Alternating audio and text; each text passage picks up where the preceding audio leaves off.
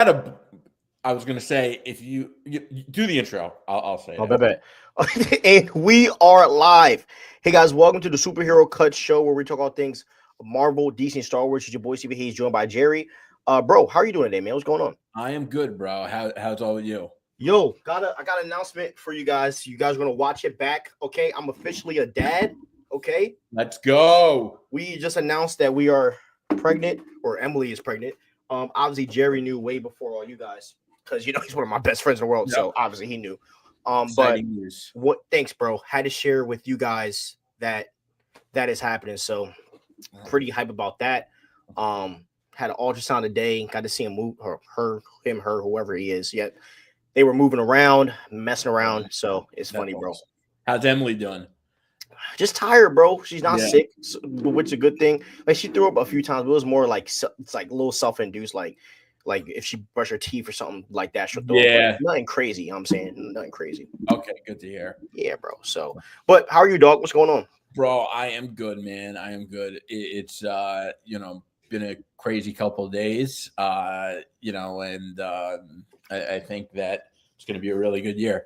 Great week for us. Yeah, I was gonna say, if you had a black do-rag, it's kind of like Matt Murdock without the dildo. You could do that too. Yeah, if I just bring it all the way down and poke some holes in here. Yeah. Yo, that's not a bad idea, dude. Honestly, not a bad idea. Yeah, so it's been a great week for us, man. We're happy. And we got a nice full docket. So I want to start off with some news that came out like a half hour or hour this before. Is crazy. Yeah, bro. Before we even started the podcast, this came out, and I was like, how in the world did this come about? So, wait for this TikTok live to start. Perfect. So Ryan Gosling is in talks to be in this new Star Wars movie with Sean Levy. Bro, I just want to know your thoughts just off the start. Like, what is the first thing that came to your mind when you read this? I actually think this is a great move. I really like Ryan Gosling. I think he is the kind of star power that Star Wars needs right now. Star Wars has done so much damage to their brand name that they need star power. They used to be able to make movies with unnamed actors, and now they can't because they've done so much damage to the brand. I love Ryan Gosling. I don't know why, but this made me think of like Blade Runner 2049.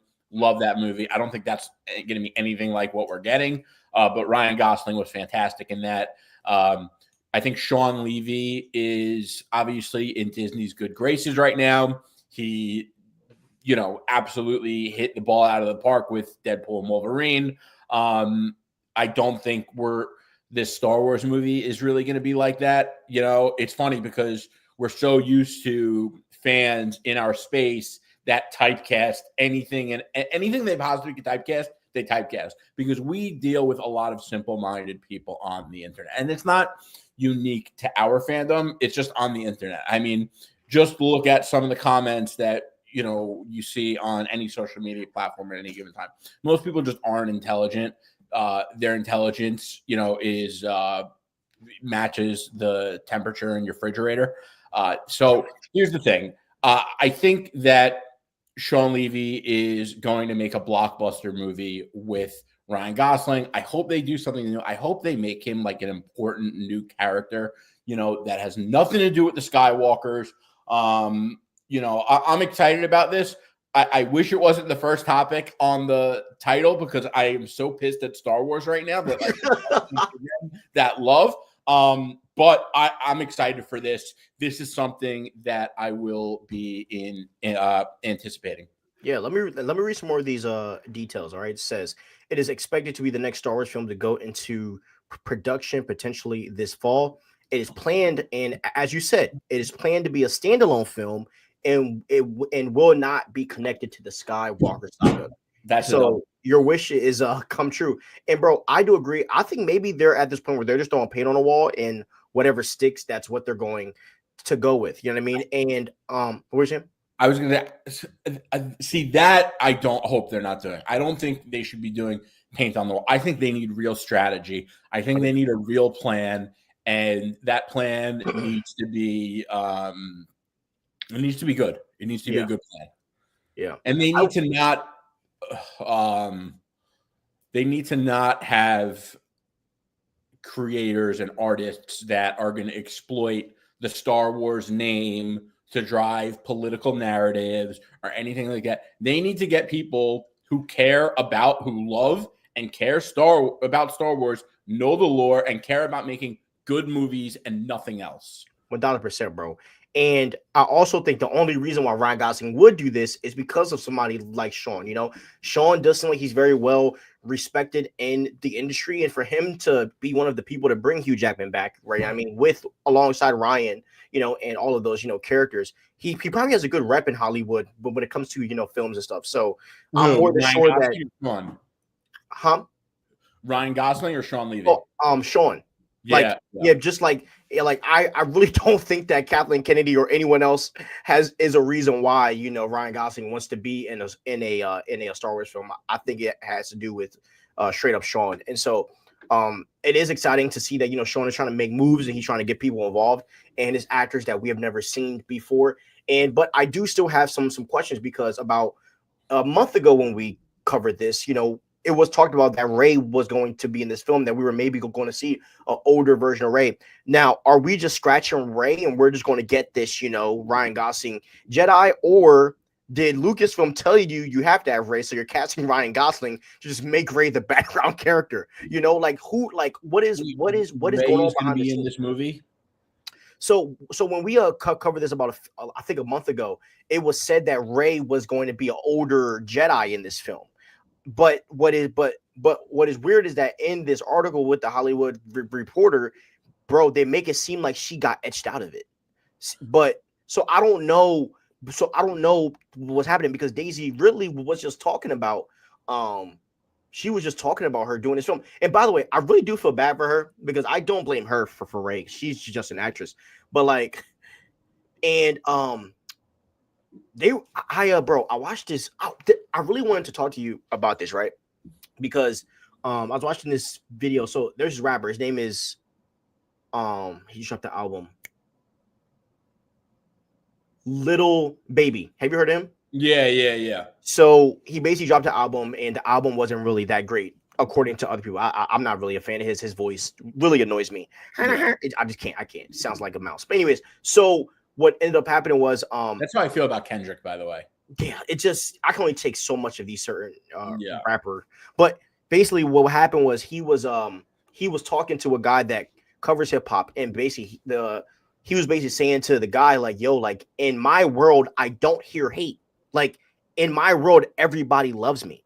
And it really made me think about, like, a lot of these actors and people, bro, they don't know our world, which is the real world, about how fans actually feel. Now, I'm not saying that's Lucasfilm, because I do think Lucasfilm hears fans and just wants to make us mad.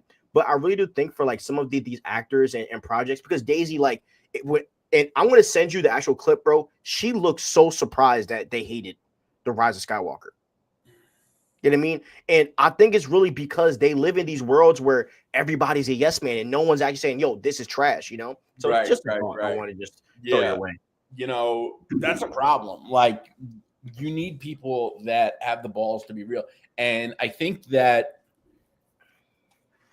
there are obviously detrimental consequences to having yes men around you. I think we saw that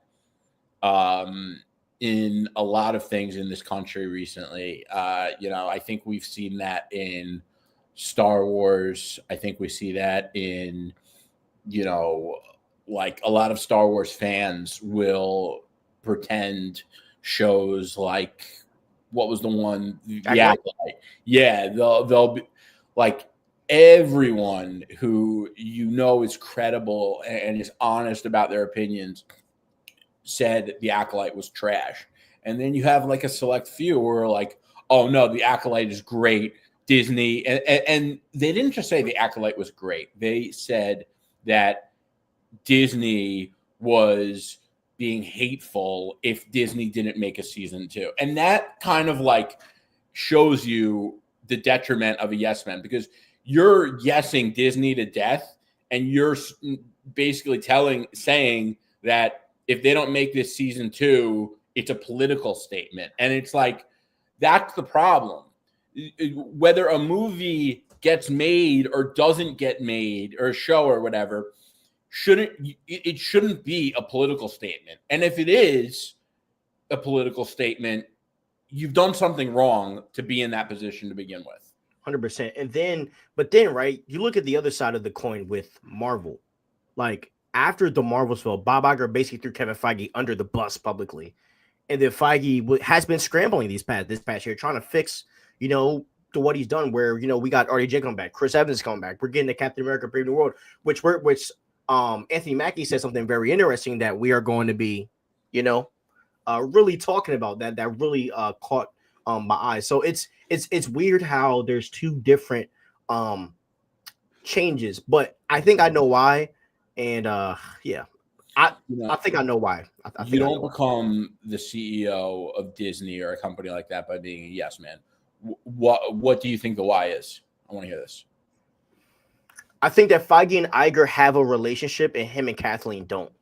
I think because of the fact that Bob Iger, I believe that Bob Iger and Feige have such a deep relationship because, Feige built this thing from the ground up, and I think they trusted each other. Yo, we're going to build the greatest franchise to ever exist, and they did, And I think that there's love, pause, but there's a love between them, so they're able to actually be real with each other about it. Versus where I think with Kathleen, you got to think about it, right? Coming into Lucasfilm, Kathleen produced almost all of those films, you know what I mean? And she was a big piece of, Lucasfilm even before she became CEO. So Bob Iger, as involved as I feel he was with Feige in the MCU, I don't think he was barely as involved in Star Wars because he was trusting that Kathleen knew the vision that George wanted, and then, they were just going to go along, you know what I mean?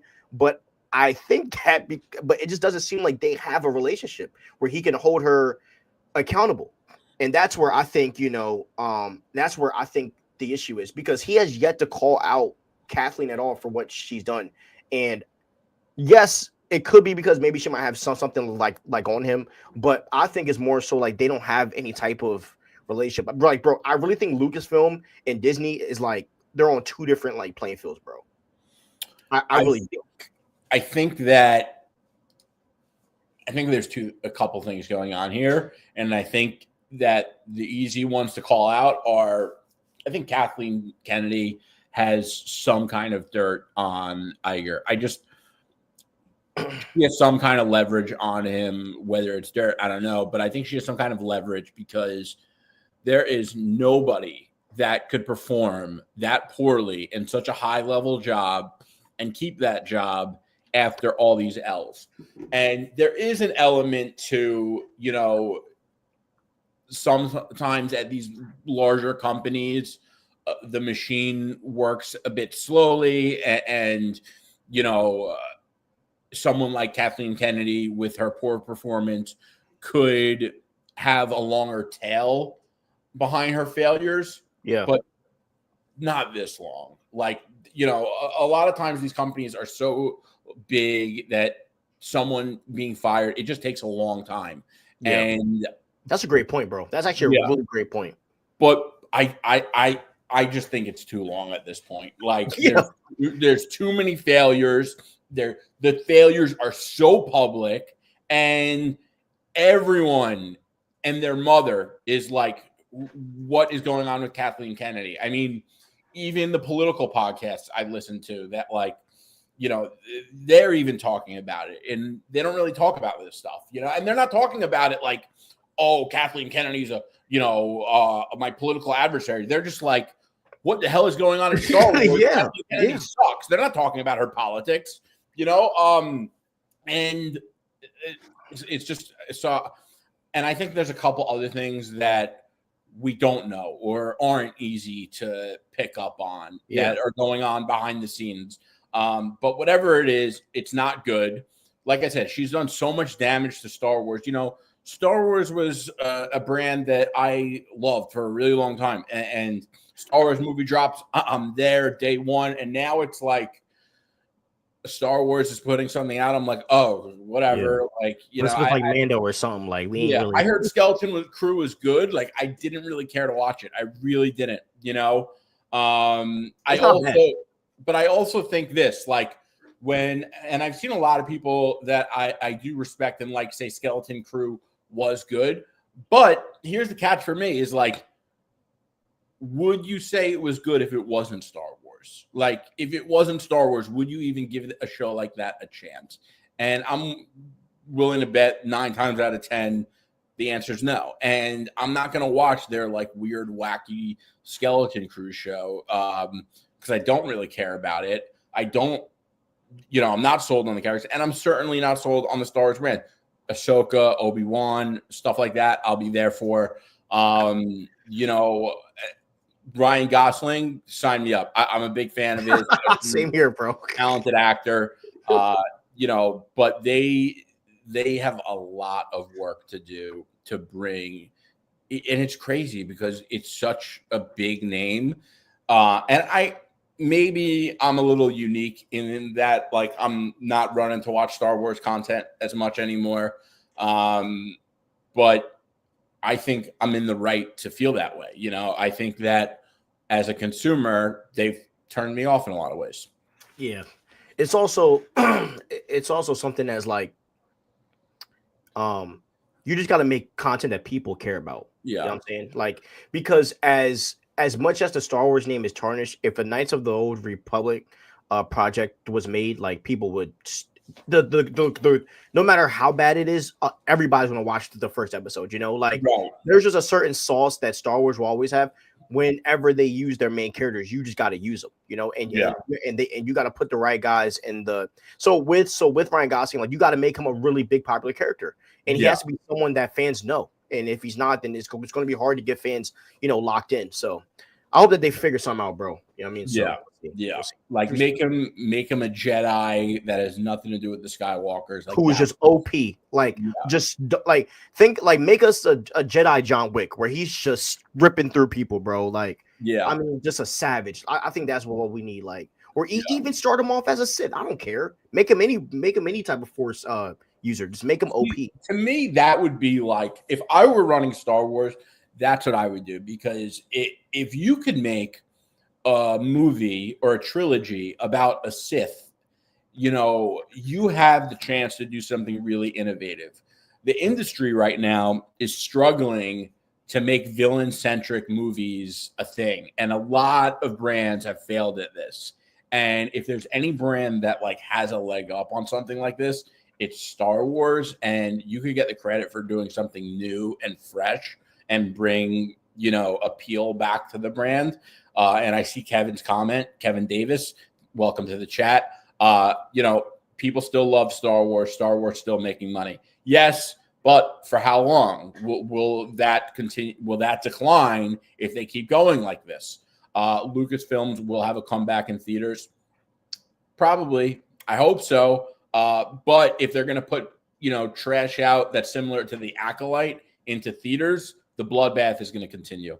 Yeah. Mando and Grogu doesn't count because we know that's going to be successful. I mean, like we all know, everybody's sure for that. It's that Sean Levy movie that is the question for me. And to me, that Sean Levy movie is the real question of, like, can they bring something back? And I think with having Sean at the helm, you can figure something out. And look, Star Wars will always make bread, because you know why? Because they have the parks. The parks will always be right now their main source of income. You know what I'm saying? So, the Star Wars brand as a whole is popular. Like, I was just at Galaxy's Edge last year, and it was freaking amazing. I mean, bro, it was a work of art. I'm trying to get my wife to go there now, but she's not, feeling it at the moment. But so yeah, they'll always make their bread. And with Lucasfilm having to come back in theaters, as I said, the real test is with Sean Levy and with that film. Because Mando and Grogu is already proven, like Mando and Grogu is already the biggest Star Wars franchise that they have right now. So, and then with adding on Ahsoka and maybe Thrawn, like, the movie's going to be big. The other thing about Mando and Grogu is they're kind of like, the movie seems to be the tail end of that project. So the movie could be like the best Star Wars movie ever. If they're not planning on making a sequel to that, what's in the pipeline? 100%. And a Mandalorian Jedi would be the coolest thing. Just saying. Yeah. The Mandos are already cool. They got the dopest helmets I've ever seen. Like, A Mando Jedi would be. I think that's the way you go. You said what? And he uses a gun. Both. Oh, that would be sweet. Yeah. That would be sweet, bro. Oh my gosh. With both the gun and used the blaster and the lightsaber in the game. You had the option to use both at the same time. That was cool. And you use both in the game? You could, yeah. You could use the blaster and the lightsaber at the same time. That's actually really fire. Yeah. Yeah, I mean, that would be perfect for a Mandalorian. They did a lot of cool things in that game. Like, you could use the Kylo Ren style lightsaber. You could use a dual-bladed Darth Maul. You could use 2 lightsabers, but then combine them, and it was... Yeah, Kylo Ren will forever have a top 2 coolest lightsaber. Like, the bleeding lightsaber, oh, so fire, bro. I think that's an L also. Like, you made 2 games with this actor as Cal Kestis. Everyone loved the story from both games. Like, that's easy money. Like, if I were Star Wars, I'd be like, fans already like this character. He's a talented actor. Let's make a TV show or a movie. Yeah, put him in Mando. They're like, oh, let's do the Acolyte. You know, bro, he would fit perfect in the Mandoverse. He would. Him and Mando teaming up together would be. That's easy money. Easy money. But you know what's interesting?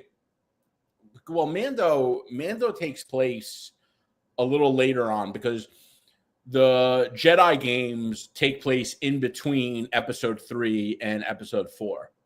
Yes, but I still we don't know where Cal is ends up at the end, but right, you can still just keep it because during that time he's so young. So they are making a 3rd game too. So maybe the plan is to do it after. I don't know. Yeah, I wonder, but I mean, even if you age him a bit, I think he would still fit perfectly in that Mandoverse. You know what I'm saying? Yeah. And you could even have him. You know, maybe he trained with Luke for a bit and he's gotten stronger. I mean, there's a lot of ways that you can, you know, and bro, that's also another thing. You bring back Luke Skywalker, and every fan in freaking history went crazy, and you don't do a Luke Skywalker and Grogu show. You just throw it in Boba Fett. Like those are the dumb. Yeah, but those are just some of the bad decisions, bro, that was made. Like, and like when Luke is training Grogu, it's some of the best like Jedi content that you'll ever see. Yeah, it's freaking dope. And then you just end that and put him back with Mando. Yeah. When the whole buildup for the first 2 seasons was to get Grogu to a Jedi, right? And you bring him back in like 2 episodes. It's like, and for me, bro. And that's why Mando season 3, bro, is such a letdown because my whole thing was like, okay, we finally get to see Mando with nothing to lose. He has nothing to lose because Grogu's away. And I felt like that was going to be a really good character analysis for Mando. But then, you know, we don't get that. And now Grogu's back. And the emotional attachment got a little old. Not to mention Bo Katan, one of my favorite characters in Star Wars. So we can talk about this because we both think that she's dope, but she ended up taking a lead, which was not right to be fit because they were building up that Din Djarin was going to be the guy, but then it's her. 100%. When he won the Darksaber, he was training to use it. Yeah, and they should be doing more stuff with that Darksaber. That thing is so cool. Yeah, like the bro. in there, you know, and then there was the World of Worlds. Like, I feel like some of the lore in the Disney Plus Star Wars content, like the lore that we've gotten from the Disney Plus shows is way cooler than any of the lore that we got in the sequel trilogy. Any of it. I mean, all of it was so repetitive, and they could have done something really cool with Kylo Ren, but no, they had to do the my father thing, and then the whole thing. It was like, I mean, it was like watching a rerun, just a worse rerun. It's all it was. And, you know, I got to say something on this comment because, listen, Star Wars has always had diversity, okay? It didn't start to get woke for the purpose of being woke until recently. And people have a right to not like political propaganda in their entertainment, especially when it's not good, which is crazy that we've gotten to the point that we're like, you know, yeah, it had propaganda, but the movie was good. So, like, whatever. We shouldn't have propaganda, okay? And it's ridiculous. And especially when the people that are pushing the propaganda are virtue signaling online. It's ridiculous. It's annoying. so of course there's going to be articles about it because people don't like woke propaganda. So those articles are going to sell well. I think the majority of the country doesn't like it, actually. So, I don't blame the digital outlets and websites for running with it. And I also think that most of them probably believe it. I don't think it's just clickbait. I think they believe what they're writing.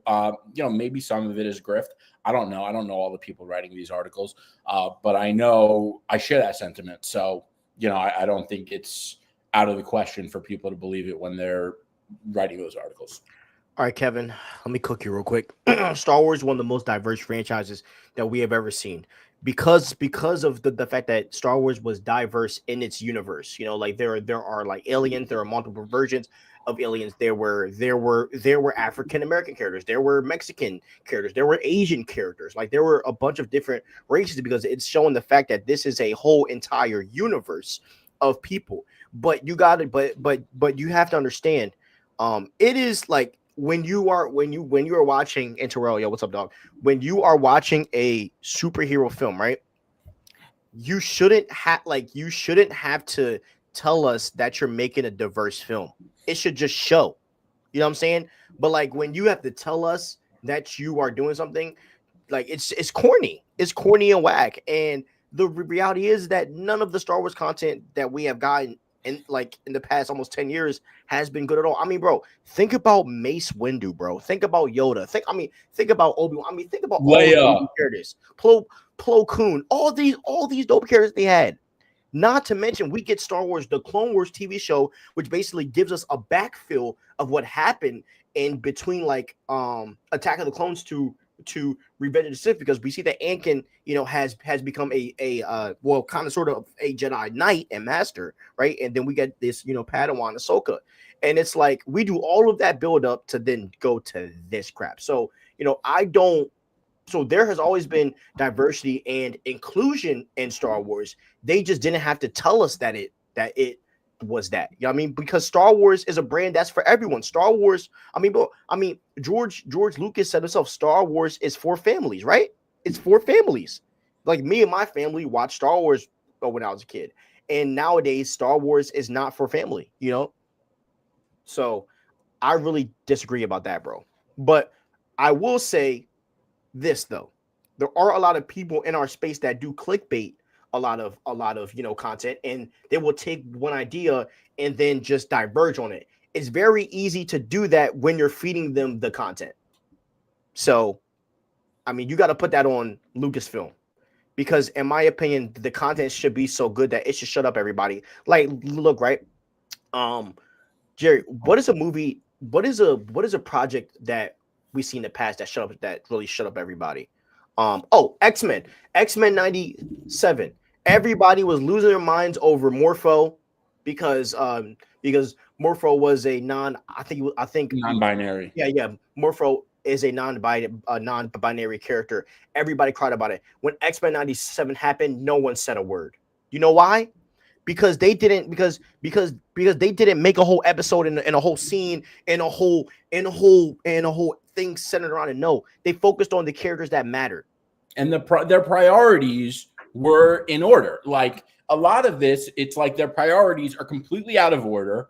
And a lot of people who claim to push diversity are racist themselves and anti-Semitic. And it's a joke. It's a joke. And that's why we say it's virtue signaling. So it's like, if you want to have this political conversation, drop the virtue signaling, stop pretending that you're more righteous than everyone else. Because if you really want to have the political conversation, you actually live in a glass house, and it's ridiculous. It's like you sound like, I'm not saying you specifically, but like a lot of the people who claim that are like, oh, well, this is diverse and this is good. It's like a lot of them are racist and anti-Semitic. And it's like you claim to care about all these things, but it's like all your actions are exactly the opposite. And it's like you genuinely sound like you're crazy.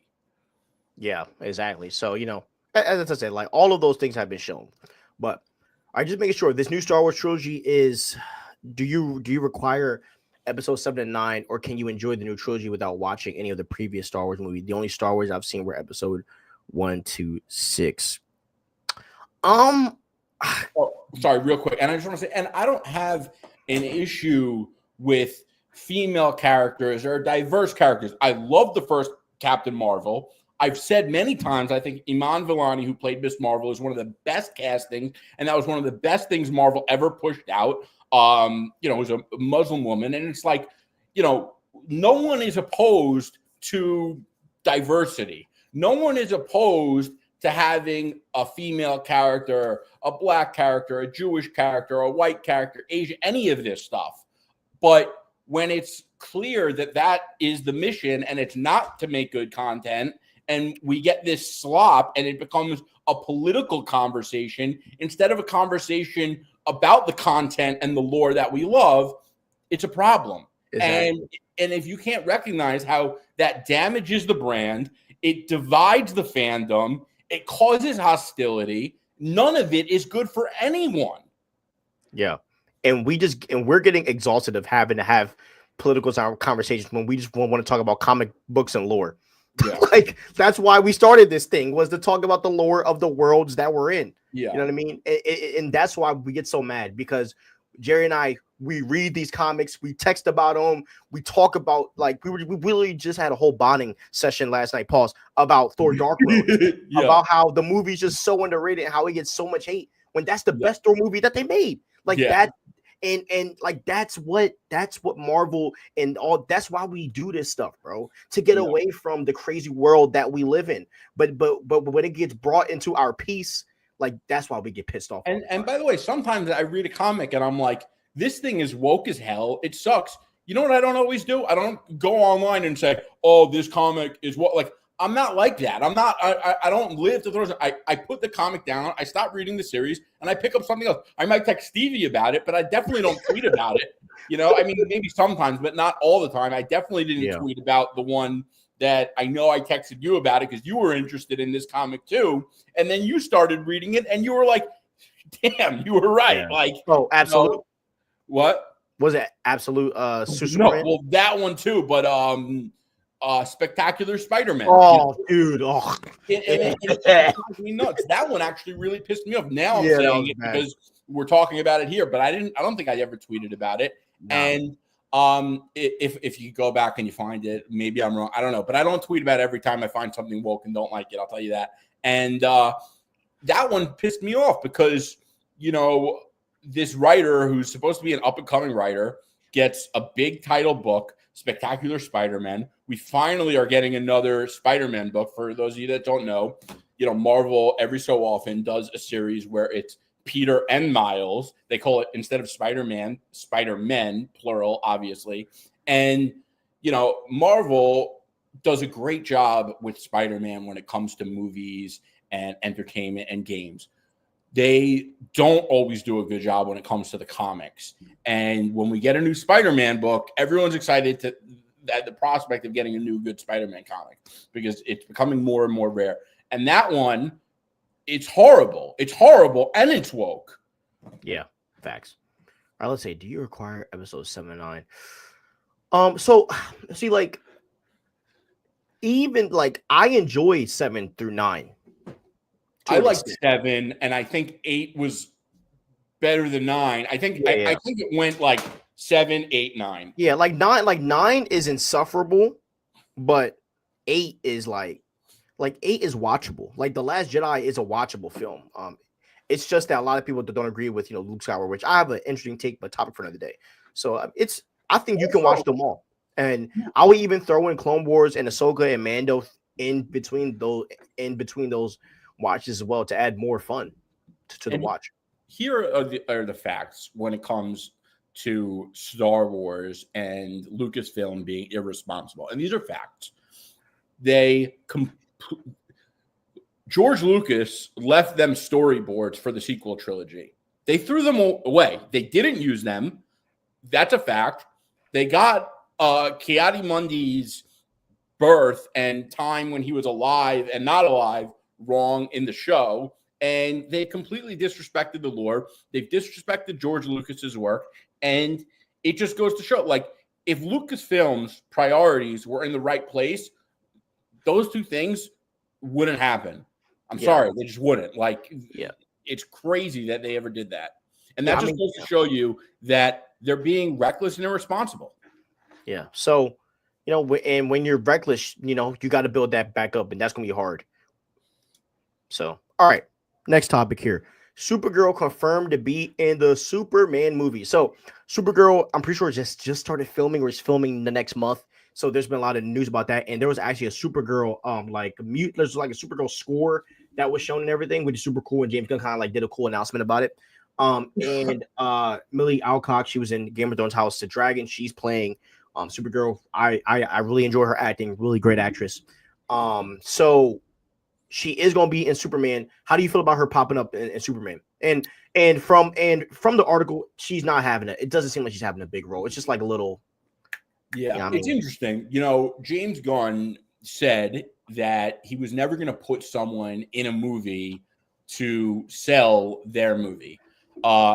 So given that statement, I'm assuming she has an important role in this movie, even if it's small on screen time, because I can't imagine he would say that and then do this if there wasn't a purpose. I'm kind of indifferent about it. Like, I think Supergirl is a pretty cool character. I'm excited for the Supergirl movie. I probably would have preferred to see a different character in the Superman movie. I know people are going to be like, oh, but it makes sense. It's Superman, Supergirl. Yeah, you could say that, but it could make sense for a lot of other characters. I'm excited for the Supergirl movie, but I'm way more excited for the Lanterns. I am dying to see Hal Jordan and Jon Stewart. So, yeah. Question before I go into my thought. And this is not a rebuttal, okay? Would you say that Black Panther, and by the way, my wife said, great take. Talking to you, she's on the TikTok live. She said, great take. Which one? Talking about Supergirl. Oh, okay. Thanks, Emily.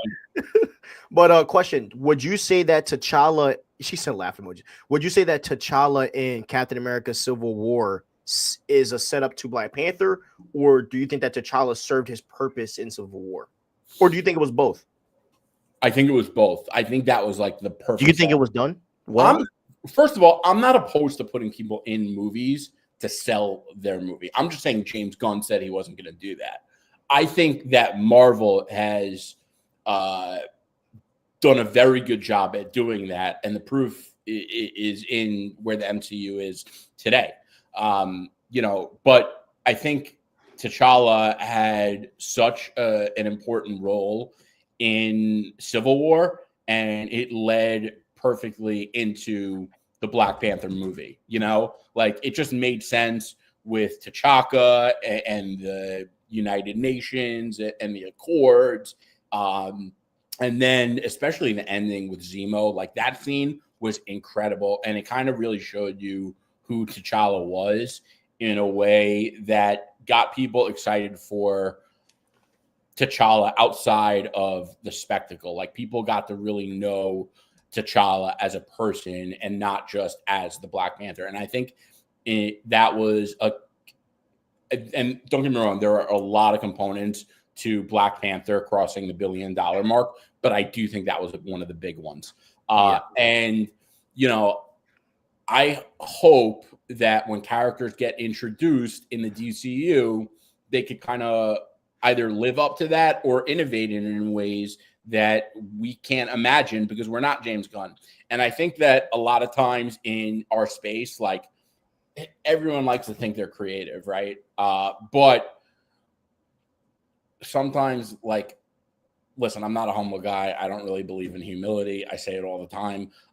But, I definitely know I'm not as creative as someone like James Gunn. And I can't imagine all the things that he has probably thought of. So I would like to see him innovate in that sense, because I think it's an interesting thing that he made that comment. I get that he wants to prioritize the movie at hand first and foremost, but I do think introducing characters is one of the most important aspects to a comic book shared universe, as we've seen in the MCU. So I think he's going to have to walk that comment back a little bit in the future. Yeah. I think that so I love the idea of Supergirl being in Superman. I even hope Superman has a sizable role in Supergirl. I just think that's going to help with just selling the movie in general. Both and because I think fans are going to be really like enamored with Superman. Wait, you said Superman's going to have a sizable role in Supergirl, you think? I hope so. Okay. Like because obviously with the Supergirl Woman of Tomorrow is happening on like that whole story is in like another part of space, but like I hope that Superman can have some type of part in this, even if he's not a main character like in the movie. Like if he shows up for a bit, then pops away. I think that would be cool. But I am excited to see him, pop up. But I think Supergirl popping up as Superman is a great idea, and I think the one thing that is going to make fans really be enamored is is with like Jerry. You know how like T'Challa and Shuri's relationship was so loved by the people. Yeah. Like how like you could see them being like family and how people love that idea. That's what I hope Superman and Supergirl's relationship is in the films where David Cornsweet takes that big brother role. And I think he's going to do that very well. I think he is. Yeah, I could see that. For sure. All right, now let's read some chats here.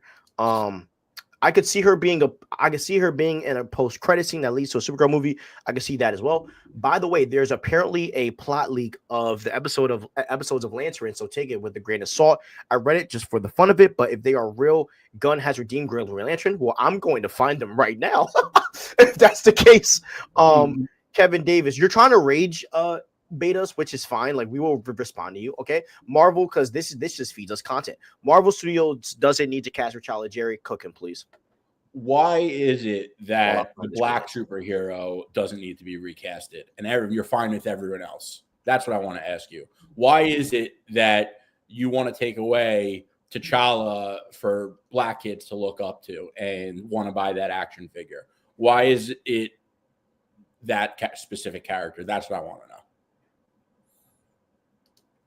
Okay, I am looking for the rumored plot leaks. I think I found them. Let's see. And of course, it's on freaking Reddit. Of course, bro. It never stops. But characters get recast all the time. We've seen multiple Superman. We've seen James Bond. We've seen Batman. And like, this T'Challa is one of the most important characters in comic books as a whole. And,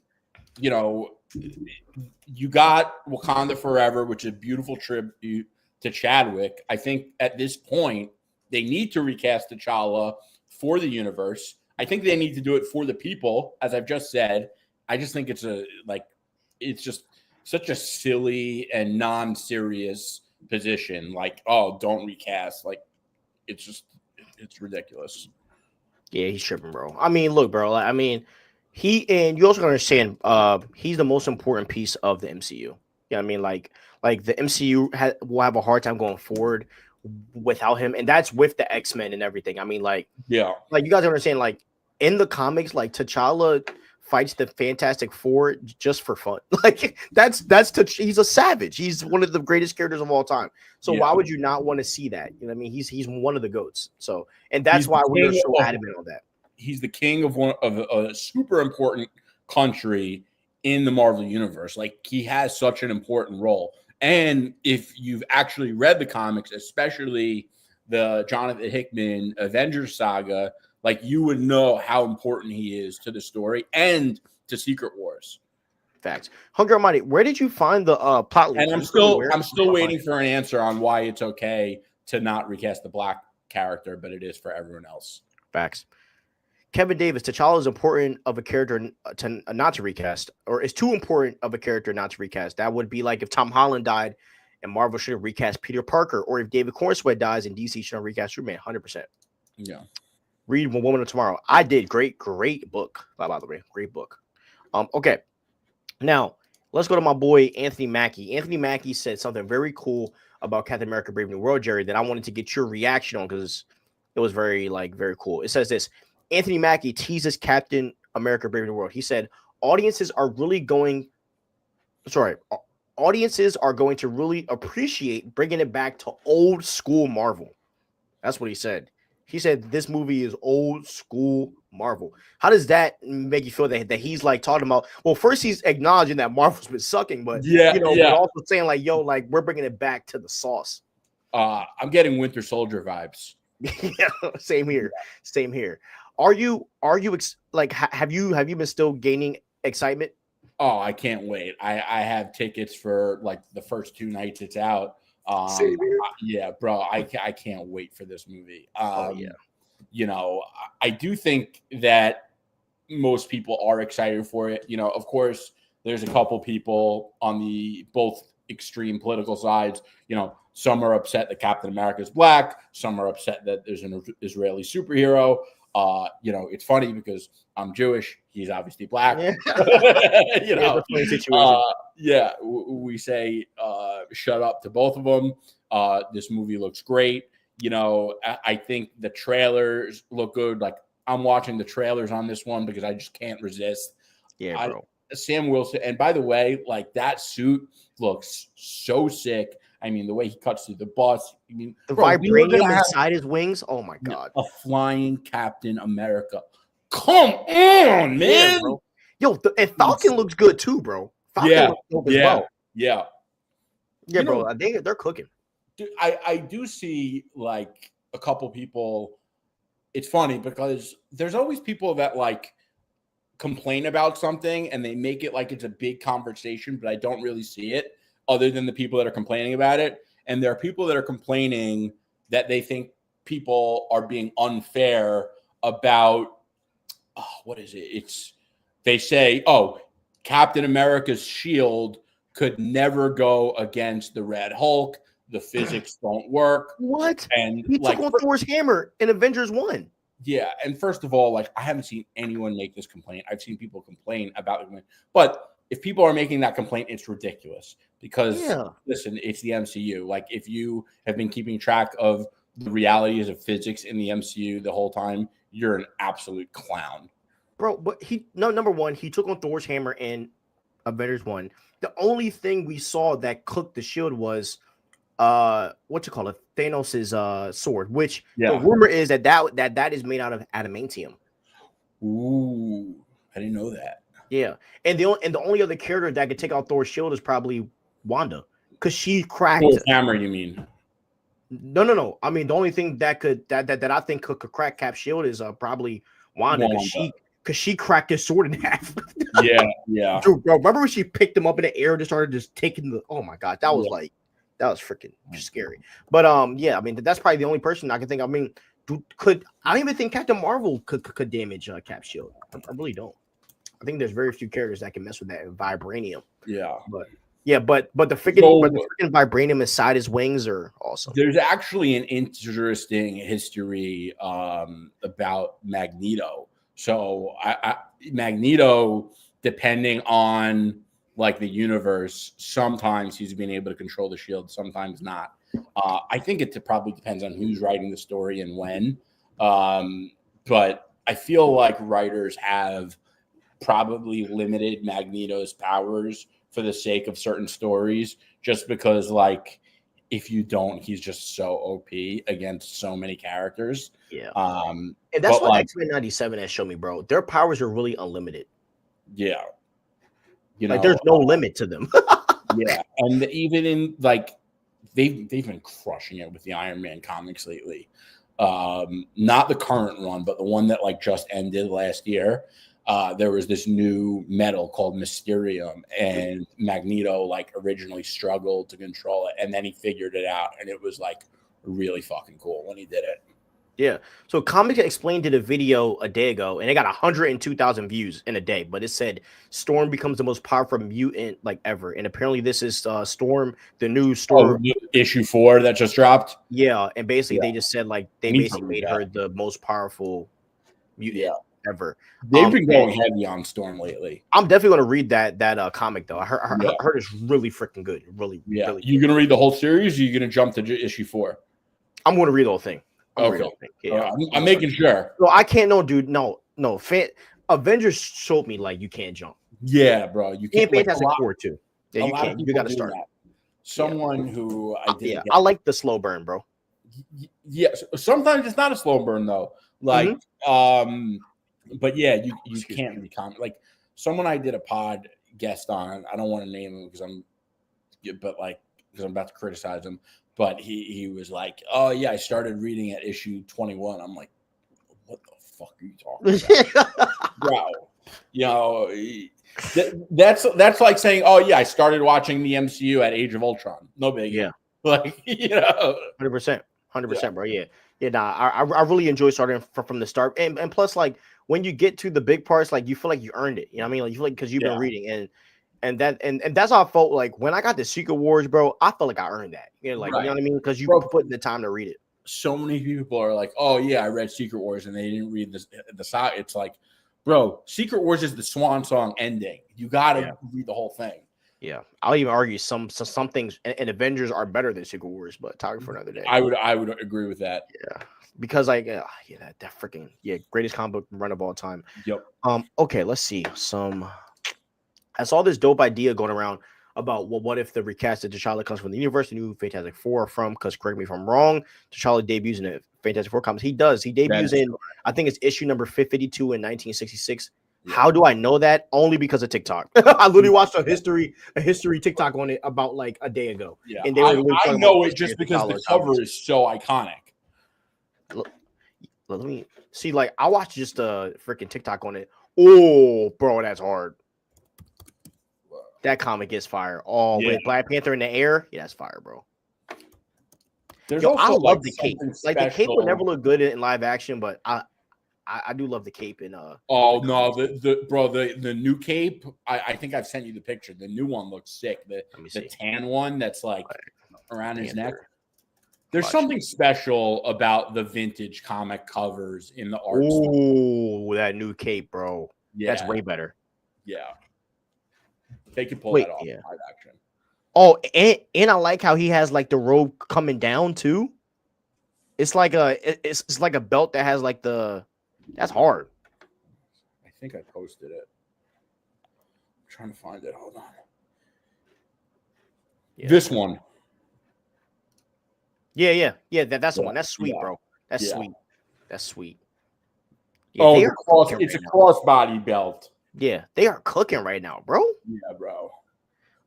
But yeah, I mean, if T'Challa does come from the Fantastic Four universe, it does make sense because it's also rumored that Dr. Doom is coming from that Earth as well. So why not use the multiverse to do this? I mean, it makes sense to me. Yeah, makes sense to me. Bring his dad too.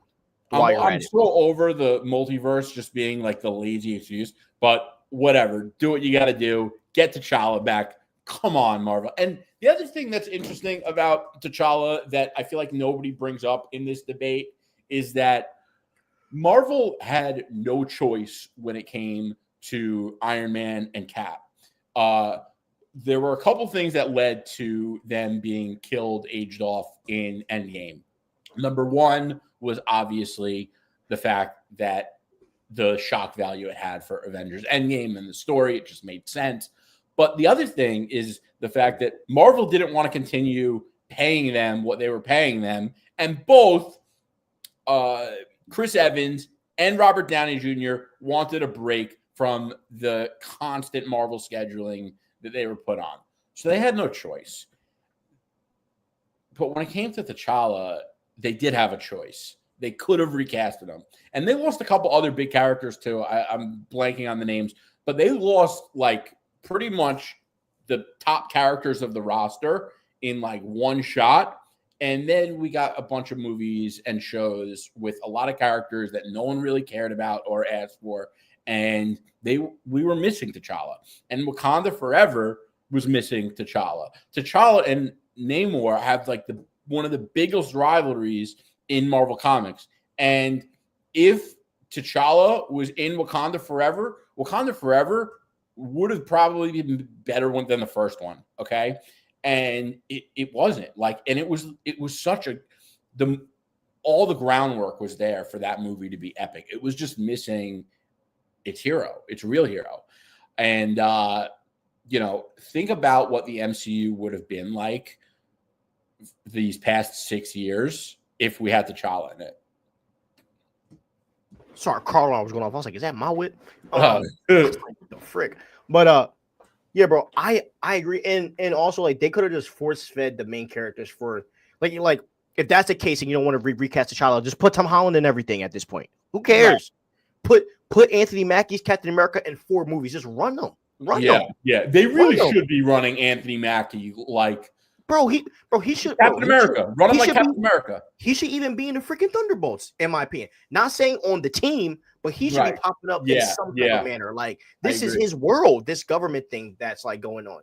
And that's where I'm like, why like in the beginning they force fed us all these characters, which made us like, bro, if they didn't force feed Hawkeye like they did, no one would give a crap about Hawkeye. You know what I'm saying? But they force fed us a lot of these characters. And it's like you have Spider-Man, you have Captain America, you have Bucky, you have Yelena, like Yelena, Bucky, Captain America, Spider-Man. They should be in almost everything that happens on Earth. I mean, it's ridiculous. You cooked on that with Thunderbolts because he really should be like. It just makes sense. Mm-hmm. Yeah, him and Falcon. And Falcon should be in this film, bro. I don't know about Falcon. I think Captain America would be enough, but like it is kind of, it's like a government black ops squad. That's what the Thunderbolts are. So why wouldn't you have Captain America, who's working with the government to team up the Avengers? And obviously, I'm not saying he would be helping them in their mission, but like, they're anti-heroes and villains. So like he could be not their villain, but like an adversary in some way, and if that went over your head, like I'm not dumbing it down for you. You should be able to understand what I just said. He could also be the one to get like Yelena and some of those characters out to join the Avengers Initiative, because the theory that I have is, also another thing too, bro, Shield should be having the biggest impact in the MCU right now. Shield should be back. Yeah. I think that an active Nick Fury could have helped the MCU during these down years, bro. Having Nick Fury be with Peter Parker. And honestly, Anthony Mackie and Samuel L. Jackson together? What? Yeah, that would be crazy. What a heck of a relationship that could have been had. Because Nick Fury is always serious, and Sam is a clown. It's like the perfect situation. And by the way, like, bro, many characters that they just didn't like. You could have made it work. You know what I mean, bro? In the comics, like Shield goes through phases. Sometimes Shield gets disbanded. Sometimes it comes back. So like they could do that. Exactly. And that's why I have, bro, that theory that, I do think that at the end of Brave New World, Samuel L. Jackson's Nick Fury is going to come back and say, Sam, time to start the Avengers Initiative. And I think that's going to be the lead of us going into movies like Spider-Man and, stuff like that, which I'm excited to see, Spider-Man and all of those characters together to restart the Avengers Initiative. Because, I mean, even in Captain America Civil War, right, we saw a weaker Avengers team, and they looked dope. They looked awesome together. There was no Iron Man. It was Cap, Falcon, Wanda, Black Widow, and Vision. A great team. A great team. Yeah. You know what I mean? So, like, we've seen variations of different teams, and I think that you could have, and to be honest, bro, this is just off of the top of the dome. You could have really used Falcon and the Winter Soldier and Hawkeye and all of these projects to bring back the Avengers Initiative. And instead of Brave New World and Thunderbolts, you could have done an Avengers 4 leading into Doomsday. Yeah, we'll see. I kind of want to see what they're going to do with this Thunderbolts thing. Yeah. I think this asterisk, bro, if they do like something that crazy with the asterisk, like be like, okay, now that you're here, seated in the theater, this is Dark Avengers. Like that would be one of the coolest things Marvel's ever done. Yeah, you would scream. I might lose my mind. That happened. Yeah. I have to say, I really don't like the path they're going down with Vision. I think that wait, hold on. We have a whole docket for that. Save that. Okay. Please save that. Because I have a Vision rant as well. The news didn't piss me off, but it's like, what the heck is going on type vibe. But we'll talk about that. Unless you want me to move it up now? Might as well. People are listening. They probably want to hear it. Hold on. Let me just add it up here. Give me 2 seconds, bro. Sorry. Raza. Okay. All right. I'm gonna do a quick intro of this. So there was news about Vision Quest that Raza is coming back to the MCU to be in this show. If you don't know who Raza is, he was basically the terrorist in Iron Man 1. He was the guy that captured Tony Stark in the beginning of the film. Now we all thought he got cooked and killed, but he did not get cooked and killed. So he is apparently going to be in the Vision Quest series. All right, what were you going to say about Viz? I don't like the path they're going down with Vision. I think this is good news. I like that Raza is coming back. I think he's a great villain. But this show better not be some corny sitcom WandaVision Part 2 BS. All right. I liked when Vision was a non-human asset to the Avengers.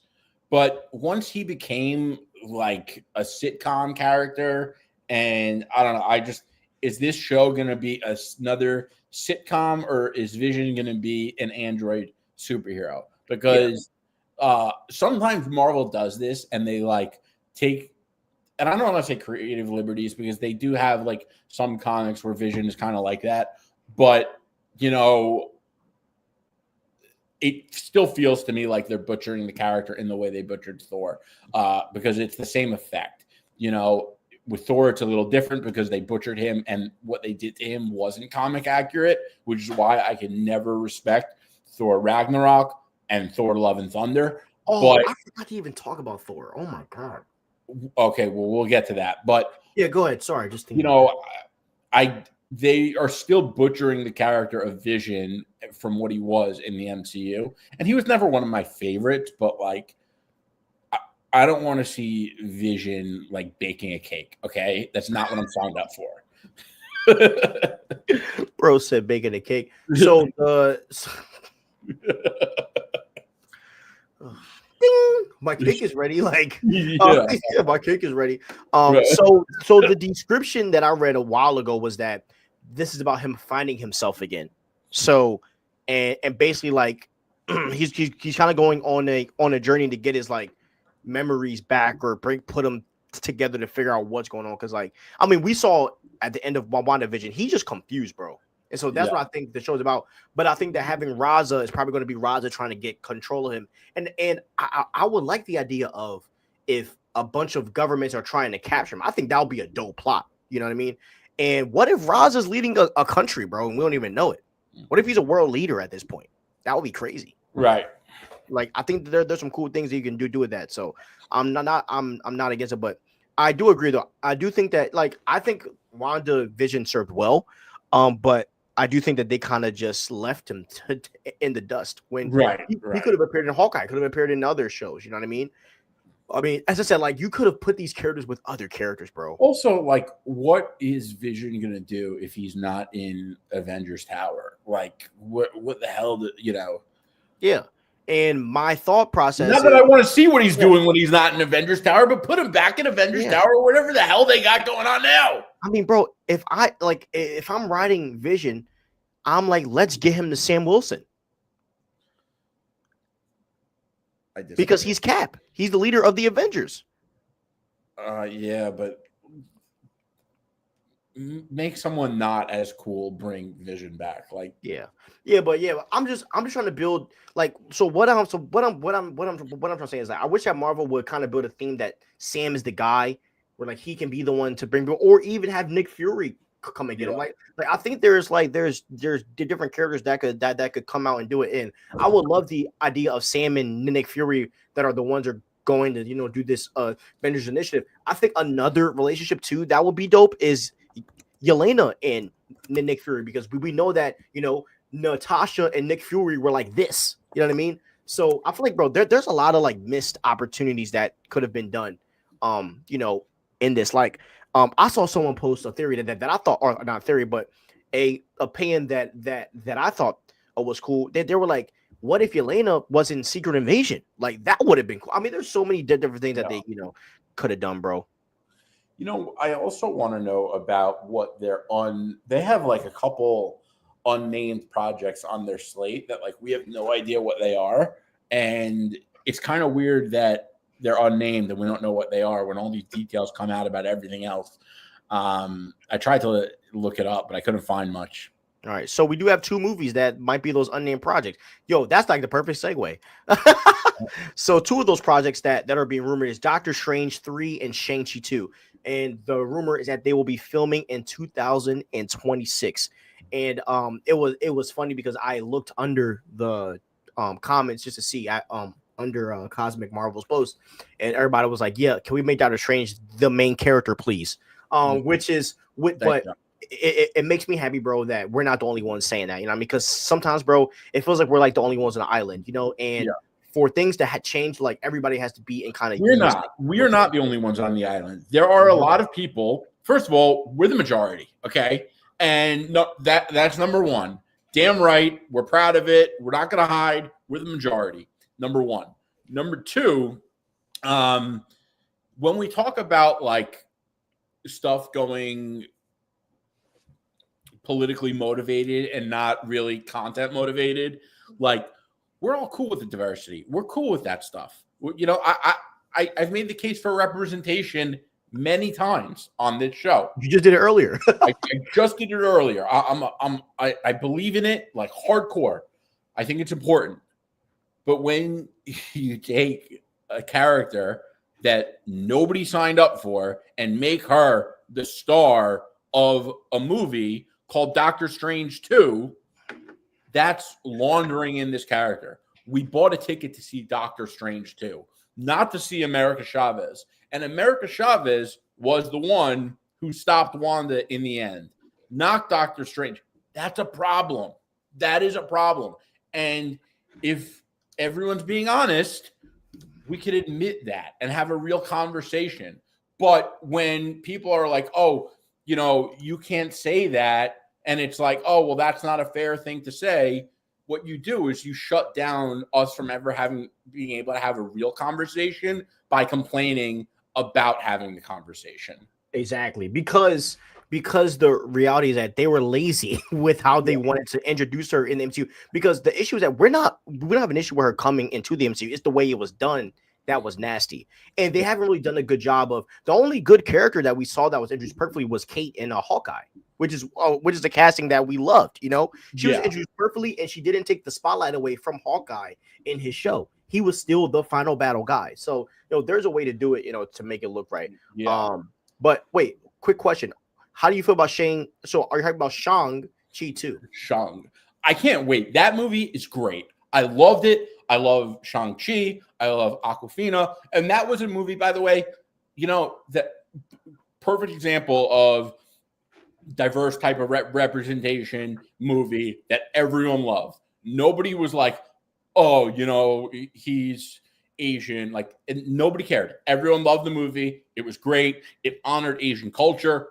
Everyone loved it, and I can't wait to see the sequel. Yeah, and the fight choreography is just incredible, next level stuff, man. Yeah. Yo, one of my favorite scenes in Shang-Chi 1 was when we were seeing him train as a young boy. Remember when he took all those freaking ninjas out? I don't think. Oh my gosh, that movie is insanity. So I loved what they did with the bands, by the way. Like, it made sense for the movie. Also, bro, Iron Fist has to be in this. Yeah. Got to do it, bro. You got to do it. Yeah, they should. You got to. They got to put some respect on Iron Fist's name because 100% fans feel like he's a whack character because of Netflix, and like he's actually dope. Yeah, bro. Facts, bro. And also, bro, like Shang-Chi got the rings, bro. So his power level is up right now. Which I'm also excited to see in Avengers, bro. Like I can't wait to see him with those rings. It's always those small characters that we're like, oh, they're cooking. So I can't wait to see him in that. And look, and you know, Doctor Strange 3, I just want him to be the main character, the Sorcerer Supreme. Don't freaking try to make the freaking show, or don't try to make the movie about Wong, right? Like, make Doctor Strange the guy. So there's a lot of cool stuff. Yeah. Yo, Kevin, I'm still waiting for you to tell me why it's okay to not recast the black character, but you're okay with everyone else. Facts. Let's see what they say. Oh, I forgot. Sorry, I've got Dragon Trainer. What's up, man? Love your new logo as well. That joint's fire. Vibranium is a different kind of metal, so I'm not sure if Magneto can control it. I'm pretty sure Magneto can control Yeah. vibranium. Again, it's changed based on the time and the writer. Best believe if he's in the MCU, he definitely will be able to. Yeah. Like that just it just fits the Oh, MCU for him to be oh able wait, to. no, we're talking about vibranium. Yeah. No, sorry, not really. Actually, He can't? Magneto struggles with vibranium. Yeah, Really? yeah. Interesting. In the comics, Black Panther and Storm are married. So do you think T'Challa Jr. will be grown and get married to Storm? I think T'Challa will. I don't think T'Challa Jr. is going to be a thing anymore, bro. Because Yeah, they should have been. That shit was so dumb. That was like I don't even think that's going to be a thing anymore, bro. Because that's like it's a little more serious than this, but that's like asking for a Coke and getting a Pepsi. Okay.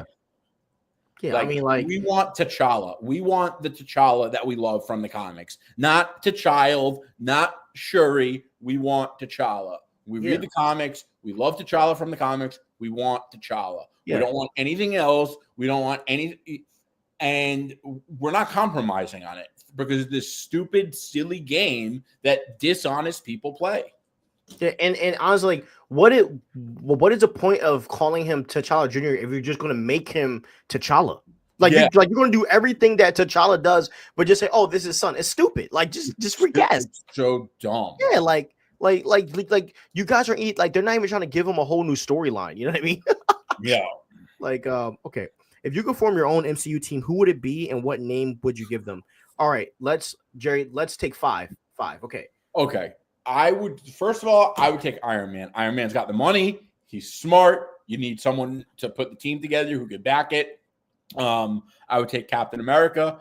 Captain America I think, has the best. I hate to use these words because it's such a but whatever. He's got the best moral compass out of anyone in comic books. He's pretty much always right. I do disagree with him on the on not wanting to use the antimatter injection device on the other world to avoid the incursion. That's another story. I would say I would put T'Challa on there. You need someone who is good at espionage. He could spy. He understands global politics. I would say, and then I would go Thor and Spider-Man. And I would say Thor because he's fucking jacked. He's got Mjolnir. He is a savage. And Spider-Man is obviously brilliant. His powers are super helpful in a fight. He could join Thor in the elevated, game from the sky. So that would be my five. Okay, if we're talking about just a random fun movie, I'm taking T'Challa, Spider-Man, Star-Lord, Black Widow, and Captain America. For if I wanted to have fun, you know what I mean? If I want to have fun, because I feel like that's the most random team, and it would just be so much trolling going on with Star-Lord, because Star-Lord is fun. Star-Lord is really a fun character to watch. I love the way he fights.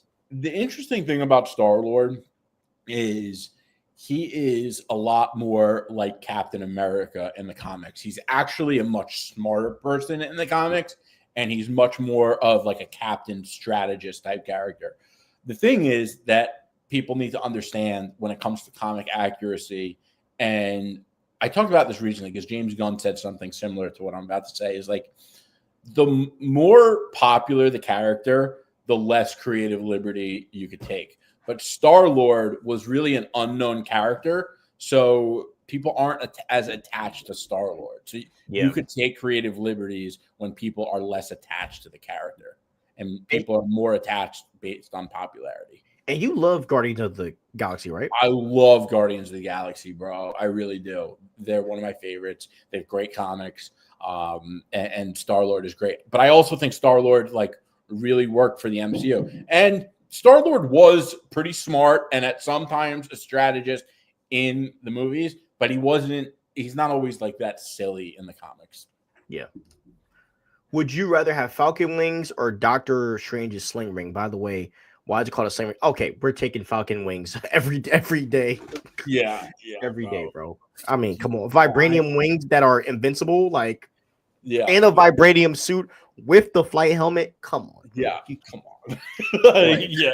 I don't want no corny sling ring. Yeah, I don't want villains saying to me, "What are you doing, balloon animals?" Actually, Iron Man did roast him pretty bad, bro. He did roast pretty bad. Yeah. By the way, why is it called a sling ring? I don't know, but I can Google that right now. Let's see.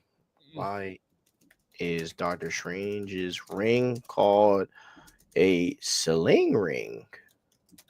Okay. It is called a sling ring because it is used to create and manipulate interdimension portals, essentially slinging him from one location to another through a open portal, similar to how a sling is used to launch a object with a quick, forceful motion. Wow, that's a really detailed answer, bro. Thank you, Google AI. All right. I'm gonna be honest, but I really don't think the Thunderbolts will be that important leading to Doomsday. I don't think there will be significant characters in Doomsday. I agree, but I think they're setting something else up, and we just don't know what that is. Could be a Kingpin thing, could be we don't know, but it's setting up something else. That's how I feel. I also hope that they build this into other stories that take place in the MCU, but aren't necessarily the main Secret Wars story. And I don't mean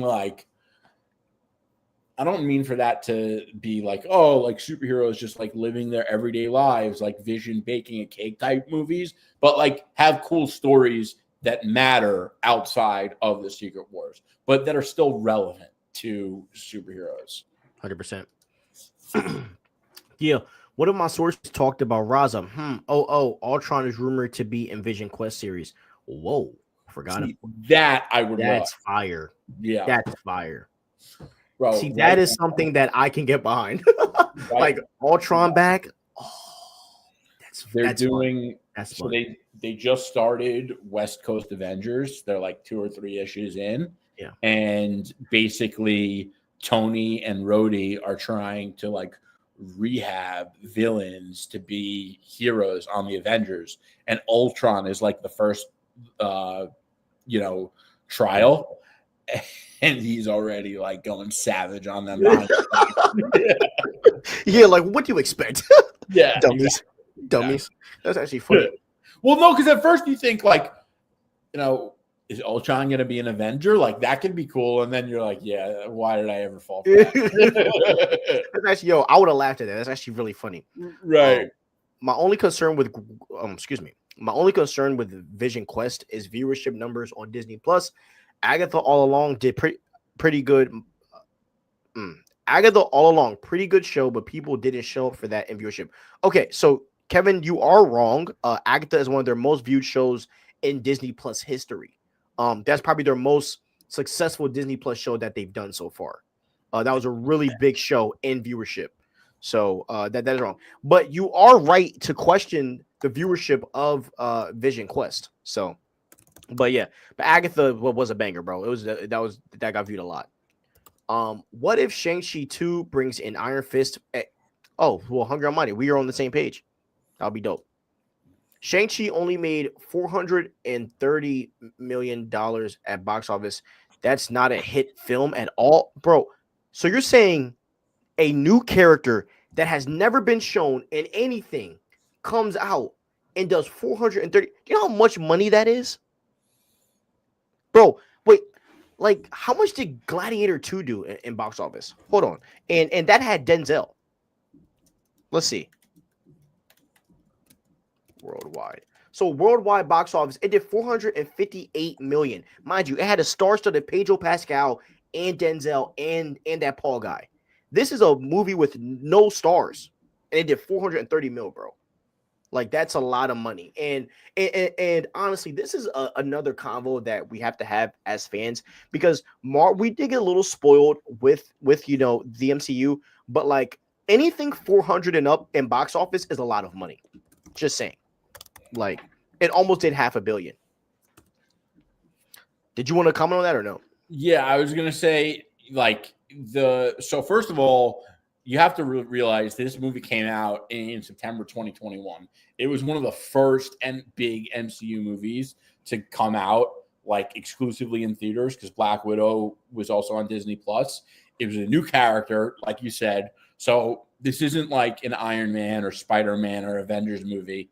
The movie had, you know, I think its budget was like I don't know what it was, but it wasn't something like so crazy. I'm pretty For sure Shang-Chi? yeah.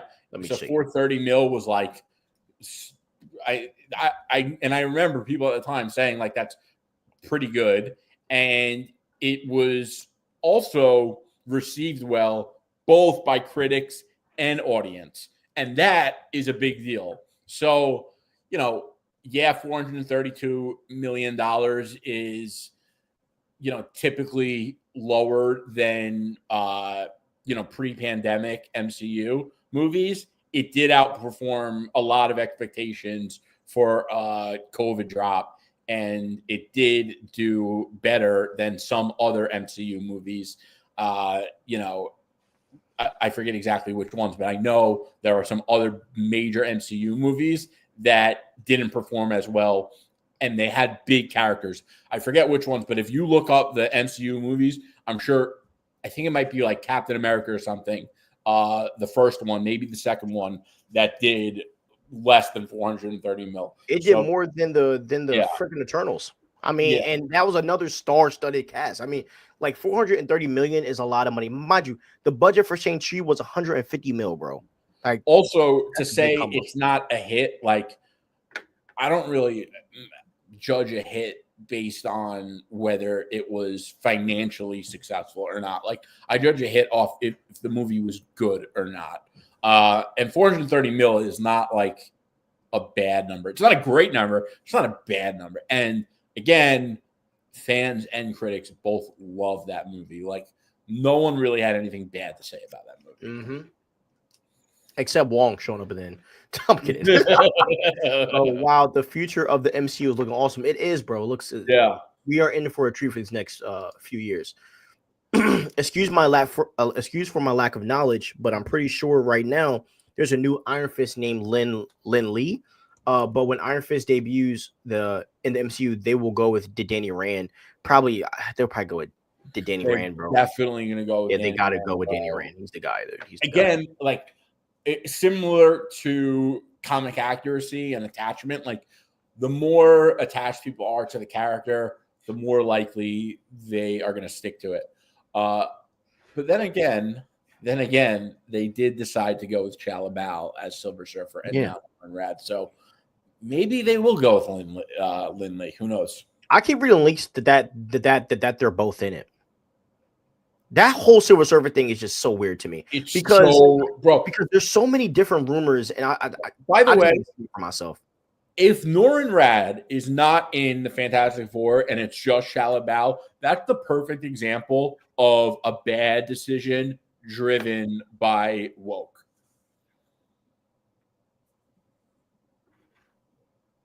Yeah, exactly. And the sad thing is, like, even if your decision wasn't representation, you still get cooked because it's stupid. You know what I mean? And that's not. It's just not smart. You know what I mean? So unnecessary too, because like you already have Sue Storm, who's like one of the most popular female superheroes in all of comic books. Yeah. So, and you're gonna have Valeria. Can I tell you the rumor I heard? You hear me? What? Can I tell you the rumor I heard about the whole Shalabal situation? Please. So here's what I heard, because basically what apparently is happening is that there's going to be a big time jump, and basically like when the rumor is that when Galactus pops up when Franklin is first born, it will be Shalabal.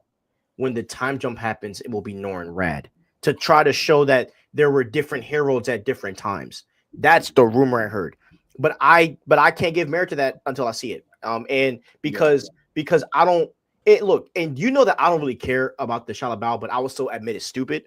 But like I'm not going to cape, you know what I mean, because it's still a stupid. Like if it's done that way, I think it's cool. But I can't cape for it if that The makes other sense. thing, if this was the plan, like they need to show Nora and Rad like the first frame of the trailer because like wouldn't they want to put this negative talk around their movie to bed? That's what I don't. That's what makes me believe that what your rumor is that you heard is false. Because if I were Kevin Feige, I would have released the image of Nora and Rad like already, at least an image. Be like, but that's not his style though.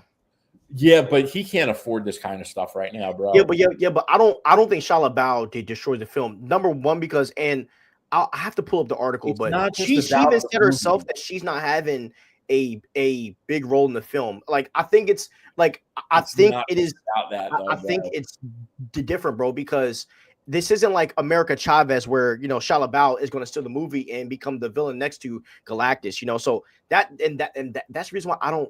Me Bro, personally, it doesn't really affect me that but much. Bob Like, Iger already trashed Kevin Feige for the Marvels. Like they can't afford this kind of talk being so rampant around the MCU right now. Like they need to have their I's dotted and their T's crossed, and this is just not it. Like, yeah, I think Shia LaBeouf or not though, this film is very successful. But I have to hold my tongue. I'm holding it because I got to you're see how. not really holding your tongue, though. You're Yeah, well, kind I of just said it. defending it, I said it, actually. dude. I said it. But I am. But You with said that what? said, let me add a thunderbolt asterisk to what I just said, right? Because with that being said, you got to see the trailer is what will show the truth. So I can say I can talk all nice I want. We can say this to say that, but the trailer will show what's going to happen. Yeah. See, if I were Marvel, I would want to nip this stuff in the butt because I would recognize that I can't afford for this kind of rampant talk about my precious MCU making all these horrible decisions continue. And I think that, by releasing an image of Norrin Rad from the movie, that's an easy way to put this to That's a bed. You fair could do take. that overnight.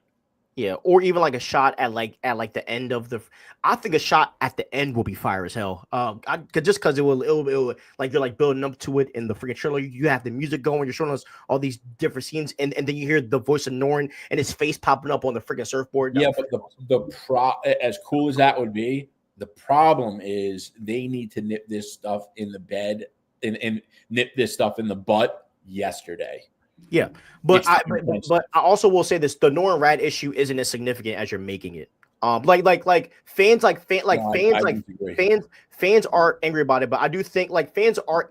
I think there's a majority in the anger of it, but I haven't heard fans say that this film is cooked because of it, and that's just not something that I've heard No, about. but it's not just about this movie though. It's about Marvel and their course correct. And I disagree that it's not a major issue with the majority because when it first came out that there was a female Silver Surfer, this thing was like, I'm pretty sure I remember. This is how well I remember it. And I remember everything. It was number 4 trending on Twitter, like all day.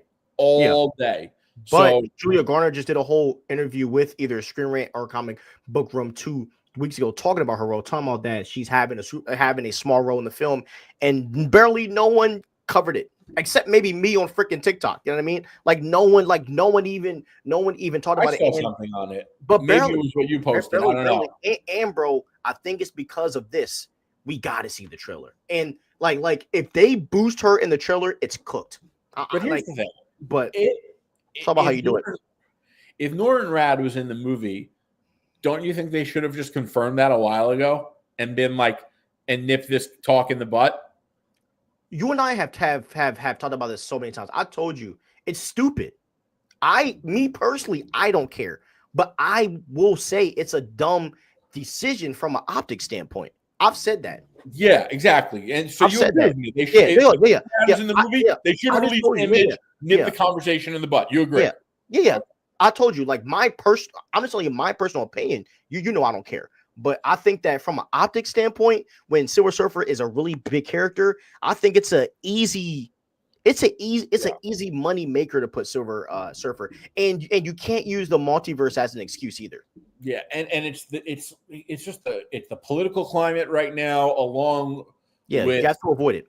the political climate in that seems to be it seems like the political climate at Marvel is not in line with the political climate of their fan base, and they keep forcing that upon us. Not as bad as Star Wars, but Yeah, they have their moment for sure. And again, it seems like a stupid move because Sue Storm is like one of the biggest female superheroes in the game. Yeah, they got to explain something. Yeah. And if you have Lakeith Stanfield playing Silver Surfer, and if you fumbled that casting, I'm gonna be pissed. Yeah, that would be Lakeith Stanfield is an amazing actor, and he will be perfect as Norman Rat. Oh my gosh, I would be pissed. Yeah, if they fumble that. That would be an all-time casting. 100%. The rest of the episodes are from the same person. In the link I just sent. You sent me a link. Okay. Superherocuts is Wong is a Sorcerer Supreme, so as much as you want to see more of Doctor Strange, Wong has shown up. Steven needs to help a hero always. But Dragon Trainer, here's the thing though. Like Wong should have not been the Sorcerer Supreme in Doctor Strange in the Multiverse of Madness. And I hate that they use Thanos' snap as an excuse to why. Because Doctor Strange is the most powerful sorcerer in the world, bro. Other than Wanda. And she's dead right now. So dead. So why wouldn't Doctor Strange be the Sorcerer Supreme? That's what keeps pissing me off. And for some reason, they keep force feeding us Wong. He was a She-Hulk. Like, why is he in She-Hulk? He was in Shang-Chi. Why is he in Shang-Chi? Like, why? You know what I mean? Like, that's the stuff that's pissing me off. And like, I think Wong's cool, but they're treating him like he's freaking Doctor Strange, and it's really getting under my it's actually pissing me off. Like, if I see Wong one more time alone, I'm gonna crash out. All right. Let's see. I heard they were going to gender swap Silver Surfer, and Anya Taylor-Joy was going to play the role. Yeah, no. So Julia Garner actually is playing a role, and Anya. She's great, by the way. Oh yeah, Julia Garner is a great actress, and Anya Taylor-Joy is being talked to play a character in Spider-Man. Could be Black Cat, could be Gwen Stacy. Don't really know, but she's kind of like ugly, so I hope she doesn't play that. Okay, I heavily disagree, Stevie. The Norman Rat situation is a big deal. Think about it. I'm not even the biggest F4 guy, and I knew this was a bad deal. Yeah, and I do think it is a bad idea, but it's just like from like it is bad, and I think that if it's abused on screen, it's going to be bad. But like when she did her article, no one really talked about it, and to me, it just shows that fans don't care until they see it on screen. The same with like Superman. People complained, yeah, but when that trailer dropped, the complaints were like freaking like bad. Like, you know what I mean? So it's all about so like we can talk all we want, but when it goes on screen, that's when we get a gauge. Like Jerry and I have a gauge of Superman based on the trailer reactions. I think it's different though with Marvel. I think that they can't afford this right now, and that's why I think it is the way it is, because if it wasn't, I think they would have just put the Silver Surfer image out. And I also feel like this and the mustache doesn't bother you just because you're so excited for Fantastic Four that you're just like whatever about it. Am I right? Which, by the way, I am too. I'm super excited for this movie, and I'm kind of like, that's not why. That's not why. So why doesn't it bother you? It's just it just doesn't. I don't know why. I don't really have an explanation. It just doesn't. I don't know. It just doesn't bother me at all. And plus, because Pedro Pascal without a stash will look kind of weird. I ain't gonna lie. I disagree with that. I also think, like, for me with Pedro, I don't like him as Reed. I think he might win me over, but like I'm kind of whatever about it just because I'm so excited for the Fantastic Four movie. But the Shia LaBeouf thing, that really pisses me off. Yeah. And I also like Marvel, they're in no position to let fans be talking rampant bad about their decisions. And by the way, we've seen how internet conversations can impact movies before. Look at what happened with The Flash. You know, and there's been a couple other ones like Ant-Man Quantumania, I think got trashed online. It did, you know, and that, you know, I think both of those movies, I think The Flash was a great movie. I think Quantumania was a good movie. and both of them got trashed online, and everyone treats both movies like they're absolutely garbage when it's not the case. So I do think they're hyper aware of how internet conversations could impact the reception of the movie. And Marvel is in, like, they need everything to go absolutely perfect this year. They had a horrible couple years. Everyone was saying the MCU is done and they're out. Then, like, people were talking about superhero fatigue. So like I said, if Norrin Rad is in the movie, they probably would have released the image by now. Yeah. So with Silver Surfer, like, I don't want to say Silver Surfer is overrated, but he just never popped to me for some reason. Like when it comes to Fantastic Four, I'm more of a Human Torch guy. Like when it comes to like flying characters, and so the Silver Surfer, and that's why I don't care about Silver Surfer. I was never a favorite Silver Surfer fan. You know what I mean? Like, I think the surfboard's cool. I have his skin on freaking Fortnite, and I get made fun of by my friends because he has a crotch, but topic for the day. And I get roasted by all of them online. But I love Silver Surfer. He's one of his costume's awesome. The suit's awesome. But like, I just never been the biggest fan. But such a unique character. Like, there's nobody else like him. He's the Herald of Galactus. He's basically an intermediary villain. Every time he's in a comic, it's pretty much dope. And he's iconic. He's one of the most iconic Marvel characters, period. Like, what a way to butcher that. I mean, come on. Yeah, so. And with Reed, I mean, as I said, the mustache I don't really care about, but it's just a pay. I think Pedro looks smart with the stash. I like it. I like the hair. I like the gray streaks. I will want a little more gray streaks, but topic for another day. I need to see this freaking costume though, man. I need to see it, bro. Yeah. What was your what was our joke the other day? What was it? You said Pedro something. Oh, what was it? Reed Rodriguez, I guess. Yeah, Reed Rodriguez. Ricardo Rodriguez. Something like that. You said Reed Ricardo. You said Ricardo Reed or something. I was dying, bro. No, it was Reed Ricardo. Reed Ricardo. That was really funny, bro. That was really funny. Yeah. And if he does look like Reed Ricardo, we will call him that for the rest of this podcast history. Oh, all right. Daredevil Born Again. So the Daredevil Born Again trailer dropped last week, and it shocked the world. It did shock the world. So a few details. So John Bernthal, we got to see him as Frank Castle. In Daredevil, we got to see Muse, and Muse looks crazy.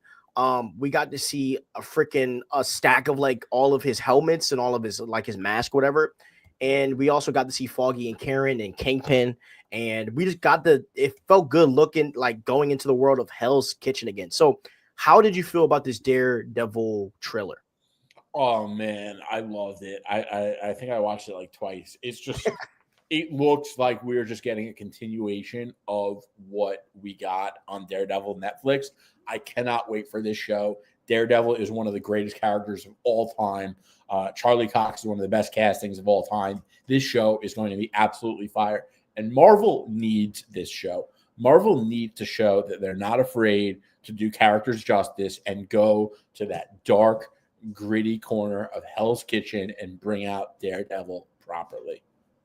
I 100% agree, bro. This trailer was awesome. I'm really excited to see Muse because he's just a new character, super creepy. I'm hyped for Bullseye too because apparently, because we saw him in the show. I think he's like in jail or something, or he was in handcuffs. So I'm really excited to see him kind of come back as well. There's a lot of elements that I'm just excited for, and obviously I'm hyped to see Kingpin again. Vince D'Onofrio is a great actor. He's one of the best villains that we've seen in history on TV. So we are just in for a treat with this, bro. I think every episode is going to be a banger. Yeah. And they're doing 18. That's a lot of episodes. I know. I don't think they're definitely not going to drop them all at once, which sucks. Yeah. So annoying they don't do that anymore. Yeah. But I don't know. Well, bro, I can see something where they might drop like 6 at a time or something like that. Because with Invincible, they're dropping like the first 3 the first week. So they might drop like maybe like 6 or 7. Oh, I really then go the last 8. That's what I can see. Or maybe like maybe like 2, something like that. But yeah, I want all the Daredevil content as much. And if they do drop all the episodes, I'm taking off that day. I'm darn sure I'm taking off that day. So we'll see what happens. All right, let's read some chats here. Where we at? Kevin responded to you. Recast T'Challa just to please people. That's not the right motive at all. The whole what do you mean? This is all of this stuff is to please people. That's the whole point of entertainment. Yeah, that's why businesses are created. That's why people provide services. You also kind of evaded the question, though. The question was, why not recast T'Challa, but you were okay with William Hurt and Balin Skull? Yeah. Or with Thunderbolt Ross. Exactly. Well, William Hurt's the actor. Oh, sorry, that's the guy that died. Yeah, all good. R.I.P. man. My bad, bro. Yeah. No worries. I didn't know that was his name. William Hurt. Yeah. But we're comic book fans. We like comic book characters, and we want those characters, not their son. It's also ironic because like everyone's like, oh, nepotism, and the same people who complain about that are like, oh, well, accept T'Challa's son. Yeah, and to make it worse, we're just going to treat him like he's he's his dad. Like he's basically just T'Challa, but we don't want to say that he's recast just to make people feel good. So that's pleasing people. Yeah. You just want yours. You want to be the people that's pleased, and you don't want our side to be pleased. Actually. So Kevin, will you join the recast T'Challa clan, or will you keep rebelling against us like Cloud did? Anyways, all right, next up. Like Cloud. Jessica, yeah, Kevin, you are Cloud for right now. You are Cloud. Jessica Jones might show up in the series. That will be dope. She said she's ready to return, so why not? Yeah. Would also love Luke Cage to come back into the MCU. The actor might be old though, but I'm sure he still probably looks fine. Yeah. Luke Cage was a fun show too, bro. Yeah. Okay. Now, here we go. So you had a post that went viral on Threads the other day, and you were talking about Captain Marvel. So I really want you to break it down. I gotta use the bathroom real fast, but I want you to kind of just tell everybody what your thoughts was on this. Yeah. So I was just thinking about it, and I was like, why didn't Captain Marvel have a larger role and presence in the MCU? And I was like, they did the first movie, it did really well. And then, because I was watching Endgame, and I was like, she barely had any dialogue. And Stevie said something about it to me recently too. He was like, yeah, she had no dialogue in that movie. And she like literally had like 3 lines. There was like the one line in the beginning when they were, at the Avengers campus, whichever one it was called. And, they were kind of all hologram phoned in, and Rocket makes the joke about her haircut. And then there was the line when she was like, hey, Peter Parker, after flying through Thanos' ship. You could say, she had a big impact on the battle with, flying through and destroying Thanos' ship. But what you can't say is that she had a large role in the MCU. And they didn't even give her own sequel. They made her share it with 2 other characters. And they didn't even give her the title. They didn't say Captain Marvel. It said The Marvels. So I thought, if Marvel really believed in Captain Marvel, she would have had a larger role in the MCU, a larger presence in the MCU, and she would have had her own sequel, or at least the title of her own sequel. So I wrote pretty much that in a post. I'll try to read exactly what I wrote so you could say. Let me see if I could pull it up on here. Maybe hold on. Okay. So what I wrote was, if Marvel truly believed in Captain Marvel, she would have had a bigger role in Avengers Infinity War or Endgame. They also wouldn't have had her share a sequel with 2 other characters. So a lot of people were like, well, other characters have shared, movies before, which is true. But they also didn't, and people would say that, but they wouldn't address the larger context, or my argument all the prongs of my argument. They would just address one part. Yes, Captain America has shared a sequel before, but Captain America had a large role throughout the entire Infinity Saga. Not quite the same thing. And Captain America never had to share the name of his movie with another character other than the villain, which is different. That's not the same thing. So, I think if we're all assessing this honestly, it's easy to see. Oh, you like that? The mental gymnastics. Yeah, that was funny. Yeah. Cracking up. When I post that, because that's what when I see someone like stretching their imagination to make a bogus argument, that's what I think of in my head. I like think of them like all dramatically. So I was like, I'm gonna find, and I googled, gymnastics, and Simone Biles came right up. So it was perfect. Yeah. So facts, bro. Yeah, but you get what I'm trying to say. Like, she just doesn't have a large role in the MCU. And if Marvel really believed in her, they would have made her a bigger deal in the MCU. She's been in the MCU for a long time, and she's barely been seen. Yeah. Not sure if you said this, but the Russos knew before us. And they basically gave us a sign, and we didn't even know at the time. Because I was doing some research, bro, and I was looking at it. Think about the characters that the Russos developed. Falcon, right? We got a deep dive on Sam Wilson, bro.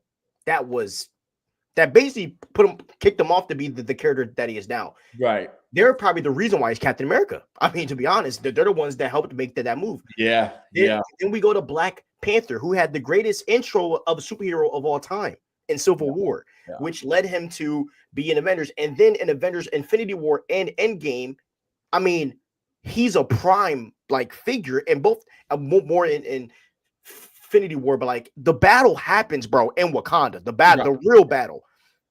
I look at Tom Holland's Spider-Man. They used the crap out of him in these films and movies. Yeah. I look at Vision. They developed Vision to be an even better character than he was in Avengers Age of Ultron. You look at all of these different characters, and you can see that the Russos believed in a lot of these actors. But when it came to the actor that did $1 billion in the box office, but when it came to the actress that is the most powerful character in your universe, you shoot her off world for the whole movie until the end. Yeah, exactly. She was all she was in a little secret society meeting in the beginning, and then after that, she's gone. Like, I mean, Jerry, watching that, and because I bet I can bet that you forgot she even existed until the end. Yeah, and you had to forget. They acted like she wasn't there. There was one other scene that she was in that felt so forced and out of place when I forget exactly what she said, but when Thor walks up to her and he's like, in the beginning, I like this one. Like, that felt so forced. It felt like you were like, we have to find the biggest, baddest Avenger and manliest Avenger and have him approve of Captain Marvel. He needs to tell everyone that he approves. That's what it felt like. 100%. And it didn't work well at all. And it was kind of trash. You know what I mean? Yeah. And every time that scene comes up, I'm like, oh, it's so cringe. When, mind you, we just got the most emotional moment with RDJ crash, or with Tony crash down on Cap. And by the way, that scene, Jerry, like, you can see Cap almost crying, bro. Like that scene is so deep, bro. By the way, my favorite line was what we didn't fight. He wiped my face with a plank. Which he wasn't wrong. He was not wrong. He was like, "You throw a moon at me," and I didn't like that. Tony Stark is so funny, bro. Like, his comments mid battle. But anyways, bro. But like, they literally like that, and obviously Jerry and I weren't covering it as deep as we were. But I bet you, if we were doing this show in 2018, we would have said that. You know? And Jerry and I would have probably been confused at that point because we loved we thought Captain Marvel wasn't a bad character. Like, I love the first one, by the way. I love that movie. I rewatch it all the time. I actually like the character. What's interesting is, and I've never read Civil War 2, but a lot of people say that if you read Civil War 2, you will never look at Captain Marvel the same again. Like in a bad way? Yeah, they were like, just some of the things she did, you just could never forgive her for. Yeah. But that's what people say, and everyone says that. So Yeah. it's funny because people say Civil War 2 sucks, but like when people say that, it makes me want to read it. I want to read it now. I ain't gonna lie. Yeah. Civil War, the first Civil War is like magnificent, but it's one of the best comics of all time. Yes, but I do want to go back to Brie because there is something that we never talk about, which is the press conferences and the press. Like, remember all those clips of you could tell the main guys don't like her, and she was getting offended, and I mean, we've been Marvel fans forever. During those press runs, they're all roasting each other. I mean, Anthony Mackie roasted Tom Holland like the whole Civil War, press run. Like all of these things were happening, and whenever they would crack a joke on Brie Larson, she would get offended, and you could tell that she would visibly make those people uncomfortable. And what I think happened, in my opinion, I just think the Russos didn't like her, bro. You know what else is interesting? First of all, she never should have said and I don't even want to like say who she said it about, even whatever. She was like, I don't care what these people think of my movie. It's like, you're trying to sell tickets to a movie. You shouldn't be insulting the people that you need to buy tickets. Number one. Number two, she was like, I was going to say, so they did a call for Kamala Harris for her campaign a couple months ago. And I'm looking at it now. It was 11 weeks ago. I'm looking at it on Vanity Fair's Instagram, and it was with they did a call to campaign for Kamala Harris, and it was Scarlett Johansson, Robert Downey Jr., Chris Evans, Mark Ruffalo, Don Cheadle, and Denai Guerrera and Paul Bettany. She wasn't there. She definitely was voting for Kamala. So there's reason behind that, just like you say, right? Yeah, I thought it was odd she wasn't on that call. Yeah, and I really think it's because I really think that Feige regrets it, bro. I really do. I really do. And you also think about this, right? Captain Marvel did $1 billion, and they force Kamala Khan and Monica Rambeau in those films. Do you know why? Because those were two characters that people loved, and they kind of forced. Sorry, go ahead. I was just saying, and there's two characters that probably have a future in the MCU, and they don't want to make a sequel for a character that doesn't necessarily have a future. Exactly. Oh, asterisk. They did Black Widow because of contractual obligations. So don't even try to tell me that. Yeah, and they tried to have what happened was they tried to have their cake and eat it too. You know what I mean? Yeah.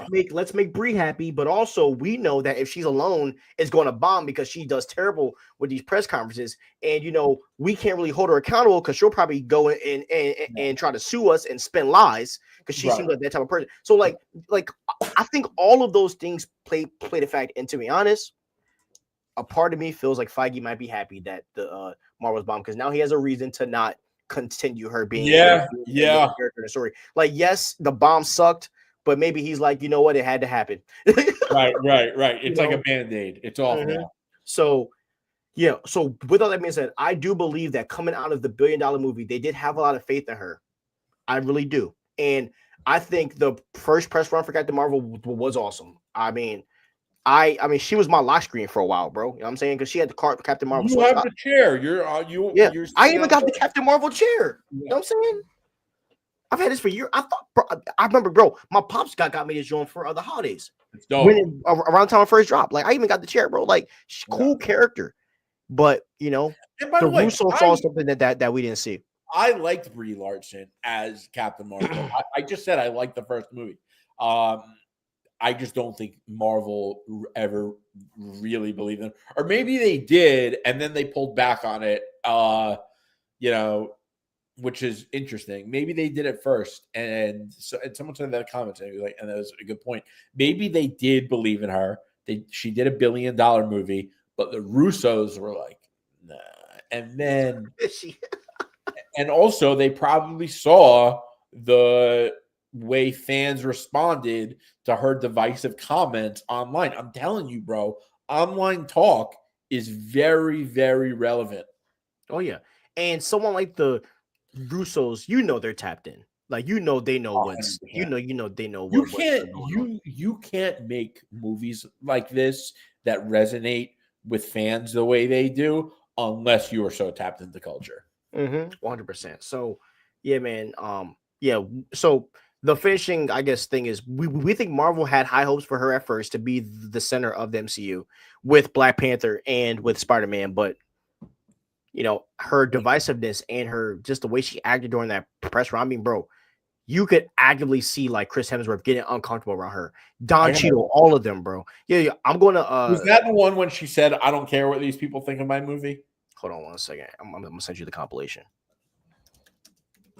Avengers Endgame press. Because I mean, bro, it was bad, bro. It was bad. Like they were getting literally uncomfortable around her, bro. Press bad. Yeah, I'll send you the link after this just so you can watch it, bro. It's so terrible. I heard Brie Larson annoying everyone in the Marvel cast for 7 minutes straight. Savage. Oh my god. Yeah. Oh yeah. Oh, and I do remember one where she was saying she was the strongest Avenger, and Hemsworth was like, "Bro, shut up." No way. Yeah, like he didn't say, "Bro, shut up." His face. No, yeah, he didn't say it, but he's just like, "Dude, like everything's always about you." You know what I mean? Is that yeah. But you know how they are, like I mean, Anthony Mackie gave Tom Holland hell, bro. And then I remember, yo, I'm about to freaking play this clip. Hold on. Tom Holland roast Anthony Mackie because he came at him for not having his own film. All right, here it is. Kevin, that's not what anyone's saying. No one's saying that no one has the right to speak their opinion. It does have an effect on box office. I'm not saying people. I believe in freedom of speech. Okay. Let me see. All right, yo, watch this, bro. This is hilarious. Silly comment up for everyone to see what I'm talking about. Anyone? Hold on, Kevin. We will get to you in a second, bro. I want to actually be happy and laugh and not. At least we have people hate watching our content. Yeah. All right, look. Are you ready? Yeah. Hey, you hear this, right?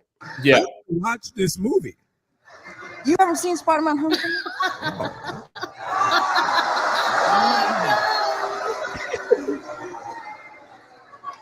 I haven't seen the Falcon. Oh no, there isn't one. Sorry.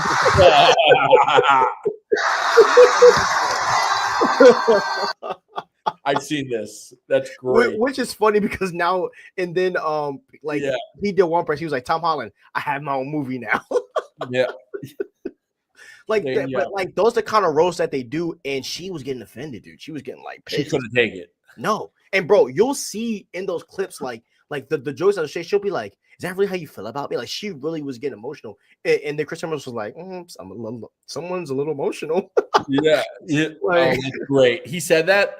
Something like that, bro. I haven't watched it in a long time, but like you could tell he was like, someone's getting a little, That's great. Yeah, you'll watch it. You're gonna be like, dude, this like it's gonna make you feel actually it might not make you feel uncomfortable because I feel like you thrive in uncomfortable situations. Thanks. I mean, it's just who you are. Like no, I didn't. Yeah, I meant. Thanks. I didn't mean yeah. Someone like you, I think you can thrive anywhere. So you might enjoy it. You might enjoy it. Okay, all right. Let's read this. Christopher Reeves died, and Warner Bros. Moved forward with the continuation of Superman. The next film bombed at the box office. Okay, so not Christopher Reeves. Superman Returns didn't bomb at the box office because it was because it was Christopher Reeves continuation. That wasn't the only reason why it bombed. Okay, by the way, well, let me rephrase this. Superman Returns bombed from a creative standpoint, not because it was a Christopher Reeves continuation. From a creative standpoint, it's stupid to even continue the original Superman story. You should have done a whole new story. Bro, Kevin, you get everything wrong. And by the way, you know how I know you're not an honest person? Because you still are commenting, but you haven't answered our question. Why is it okay to not recast a black character to be okay with everyone else? Mm-hmm. You still haven't answered that. Yeah. Because look, bro, the question that we have been asking this whole time is, what's wrong with recasting T'Challa? Give us an answer to that. What's wrong with it? Not Christopher Reeve Superman or any of the other characters. Yeah. Why? What's wrong with recasting T'Challa? Talk to me, man. Talk to me. It's all these mental gymnastics, and when we ask a question that you don't have a good answer to, you just pretend like you didn't see it, but you ask another 3 stupid questions. But bro, the reality is he just doesn't like the recast, and just say that. Just say you don't want him to be recast. That's totally fine. If you don't have a reason, that's the answer. I don't think that's the answer. Like, just be real. I don't want to say what I think the answer is, but I want him to answer the question.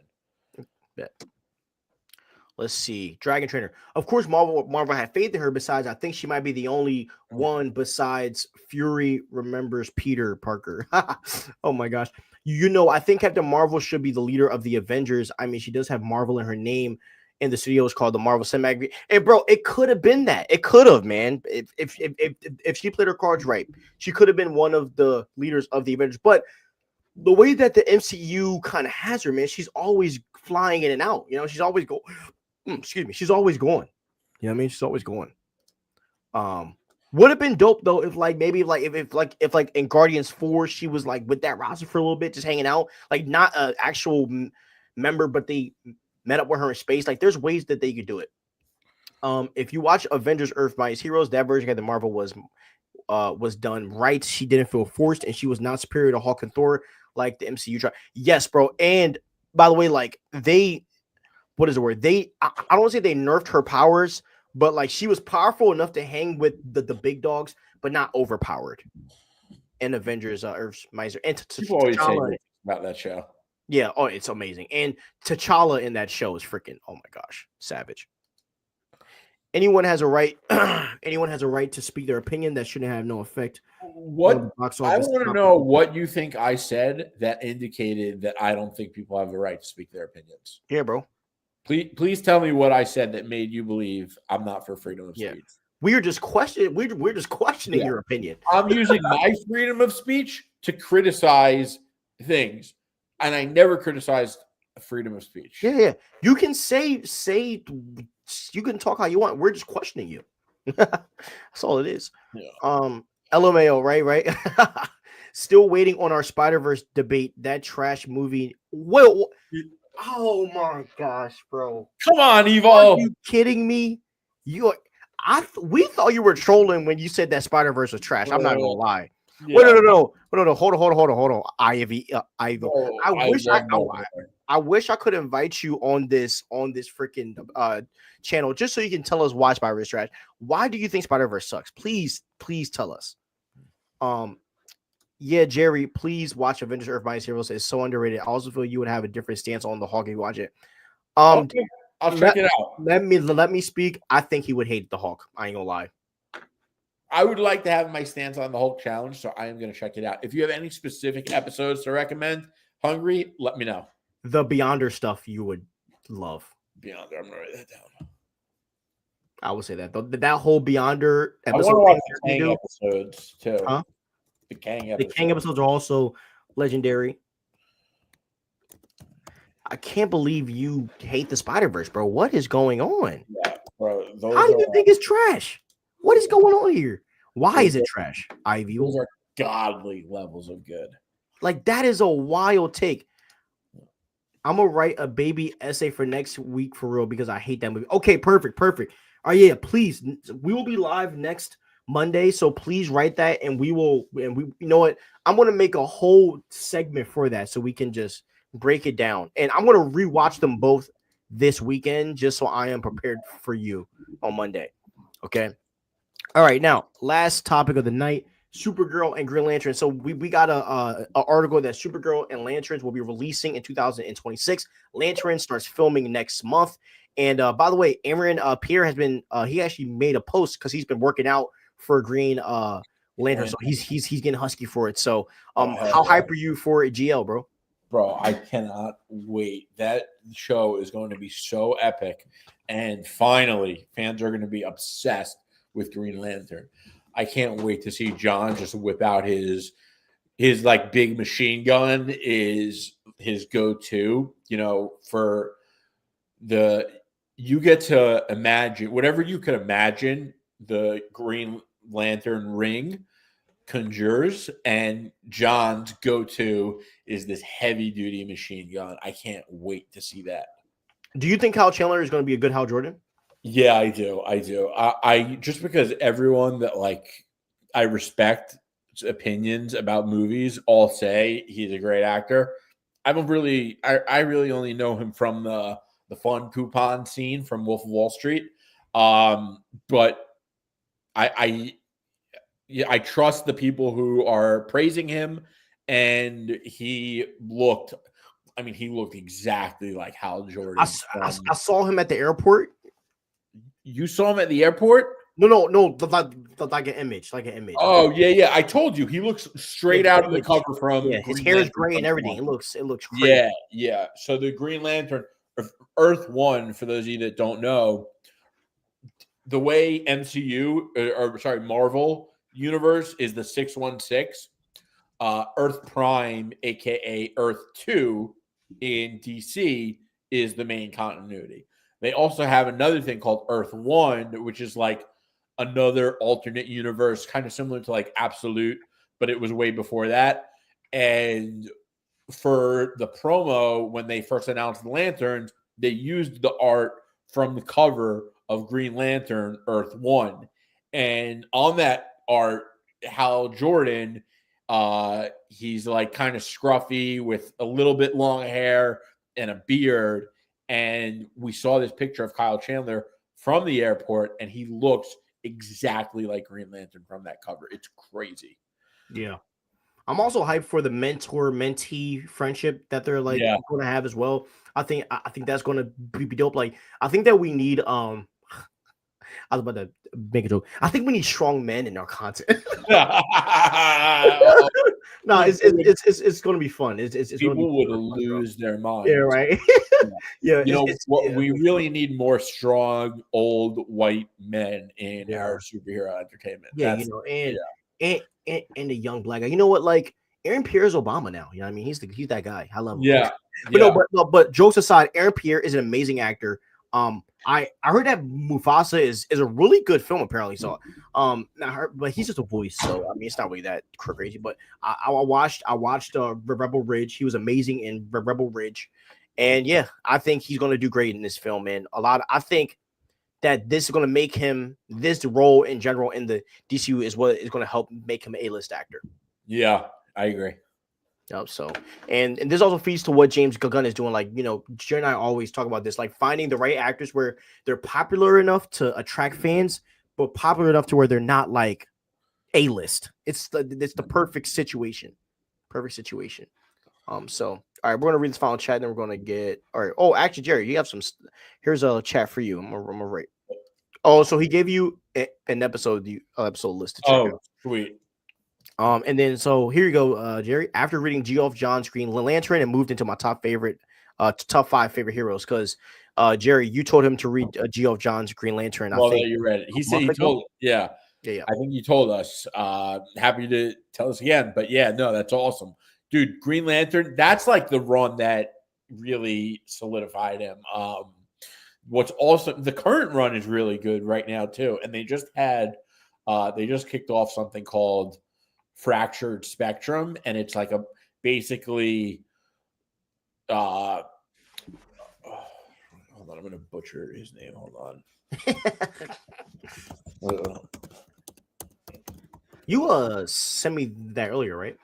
I think so. So Tharos, who not Thanos, Tharos, he was basically collecting all of. So the thing with the Green Lanterns is they do need to charge their rings with the central Green Lantern power batteries.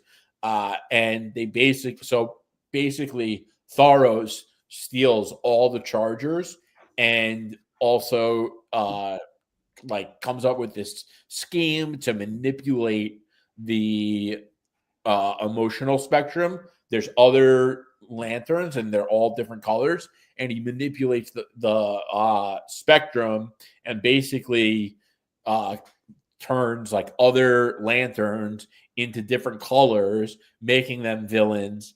And all the Green Lanterns didn't have their batteries, so they couldn't fight back at first. It was That crazy. actually sounds fire. Yeah, bro, the current Green Lantern run is like unreal. It's unreal. It's up there with Jeff Johns. So, Evo, if I were you, if you love the Jeff Johns stuff, I would get into the new one from Jeremy Adams. And it's pretty deep right now because it's probably just about like 20 issues in. And then there's also the John Stewart War Journal run, which it's good. It's not as good as the Hal Jordan one.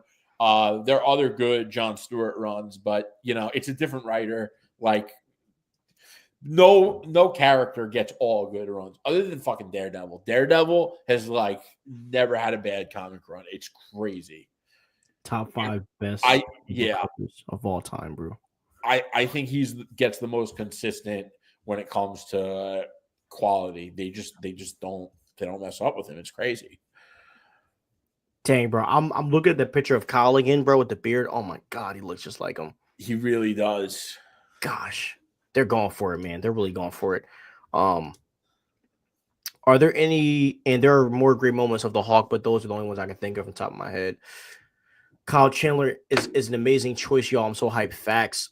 Supergirl is supposed to pop Superman. Yep. By the way, it's called Superman. It's not called Superman. Legacy. Yeah. Kyle Chandler, the actor from Godzilla. Yes, he is. He is. Also, Jerry, like Stevie said, T'Challa in Earth's Mightiest Heroes is awesome. This version is how I was introduced to T'Challa and became a fan. In my opinion, Def better than Chadwick. Facts. Ooh, that's a better statement. Levels better than Chadwick. Did you just say Tharos? Yes, it's Tharos with 2 A's though. Thaaros. Sounds good. I'm gonna check it out. Hey, bet. Let me know what you think. Kevin, Warner Bros. Film division needs a win at the box office. Besides 2023 Barbie, they have been struggling. Has Warner Bros. Had any good films after that? Oppenheimer, which came out the same weekend. Is Oppenheimer dub B? Yeah. Dang. Yeah, that'll last you a while. Yeah. But you also got to think about House of the Dragon that did great on views. Like also got to think about their HBO content as well. So they're still doing anything. But well, they also had Dune 2, bro. Oh, Dune! Forgot that was a WB. Property. They had Godzilla on them, bro. Godzilla X Kong. They did Beetlejuice. Did they do Sonic or no? I don't think Sonic. I think Sonic was Paramount. Yeah, Sonic is Paramount. Paramount, okay. Yeah, WB got some massive brands under their name. Yeah, they really need it right now, bro. They're not. They're not in a good position. Yeah, I mean, and with Superman and with bringing Lord of the Rings back, that Hunt for Gollum film, I think that's going to get like the dollar signs rolling in. And I need to rewatch Lord of the Rings. I haven't done it since they originally came out. Did you ever watch the Hobbit films? I don't think I ever watched those, actually. Are they better than the Lord of the Rings movies? People are going to hate that. I'm going to say yes. I feel like they can't be because the battles are so much bigger in Lord of the Rings. It's almost as big. Okay. Maybe the same. I think you would enjoy the Hobbit, number one, because the tech is better. You know what I mean? So, like, it's just better. More modern. Yeah, the movie's more modern. But also, like, just Legolas is just a freaking animal, bro. Oh, my God. Is it Orlando Bloom still? Yeah. He's a savage. Oppenheimer is Universal. So how many Hobbit movies are there? 4? I think 3 or 4. Let me see. And they're all prequels to Lord of the Rings. So if I'm doing a rewatch, no. So Hobbit actually, like in its order, it happens before Lord of the Rings. So you will watch the 3 Hobbit. Oh, I thought you said sequel. Oh, you said a prequel. Yeah, it's a prequel. If I'm doing a rewatch, I should start with the Hobbit movies. Yes. Okay. Then go to Loader, and then you're going to be like, Yeah, Hobbit's awesome, bro. Yeah, I'm gonna rewatch those. I actually study so there's just like I turn on the study like thing and it's like Gandalf, like it's like the Lord of the Rings like music or whatever. Like they always like they have these cool like study sounds. Like I used to blast did this one all the time, and it was basically the Avengers Hela it was like the Shield Hela thing, but you were like basically like inside and it would just play the Avengers theme back to back for like 9 hours. I used to study that all the time, but I think that video got taken down. I'm not sure. Oh man, that's crazy. But, yeah. But anyways, topic for another day. All right, last chat of the night. Also, I would like to point out, but merch Mighty's Heroes Avengers are way more better than the MCU Avengers. Oh, slow down, Bucko. Slow down, buddy. But they are awesome. They are awesome, though. They are awesome, but I wouldn't say they're better. That's a super bold statement. Yeah. You would definitely like Thor, though, Jerry. Okay. Yeah. I love Thor, man. I think Thor would sell you more than Hulk. Thor's a cool character. Like, bro, also when people first saw the hammer in the post-credit scene, well, I forget if it was Iron Man or Cap, but people went crazy for that. Like, there was so much hype for Thor coming into the MCU when that happened. 100%. So, all right, y'all, we're going to end this here. We got videos going on every day. TikTok is back, so we'll be back on TikTok. Yeah. We hope you guys have a great day. Peace out. Stay crispy. Bye. Peace.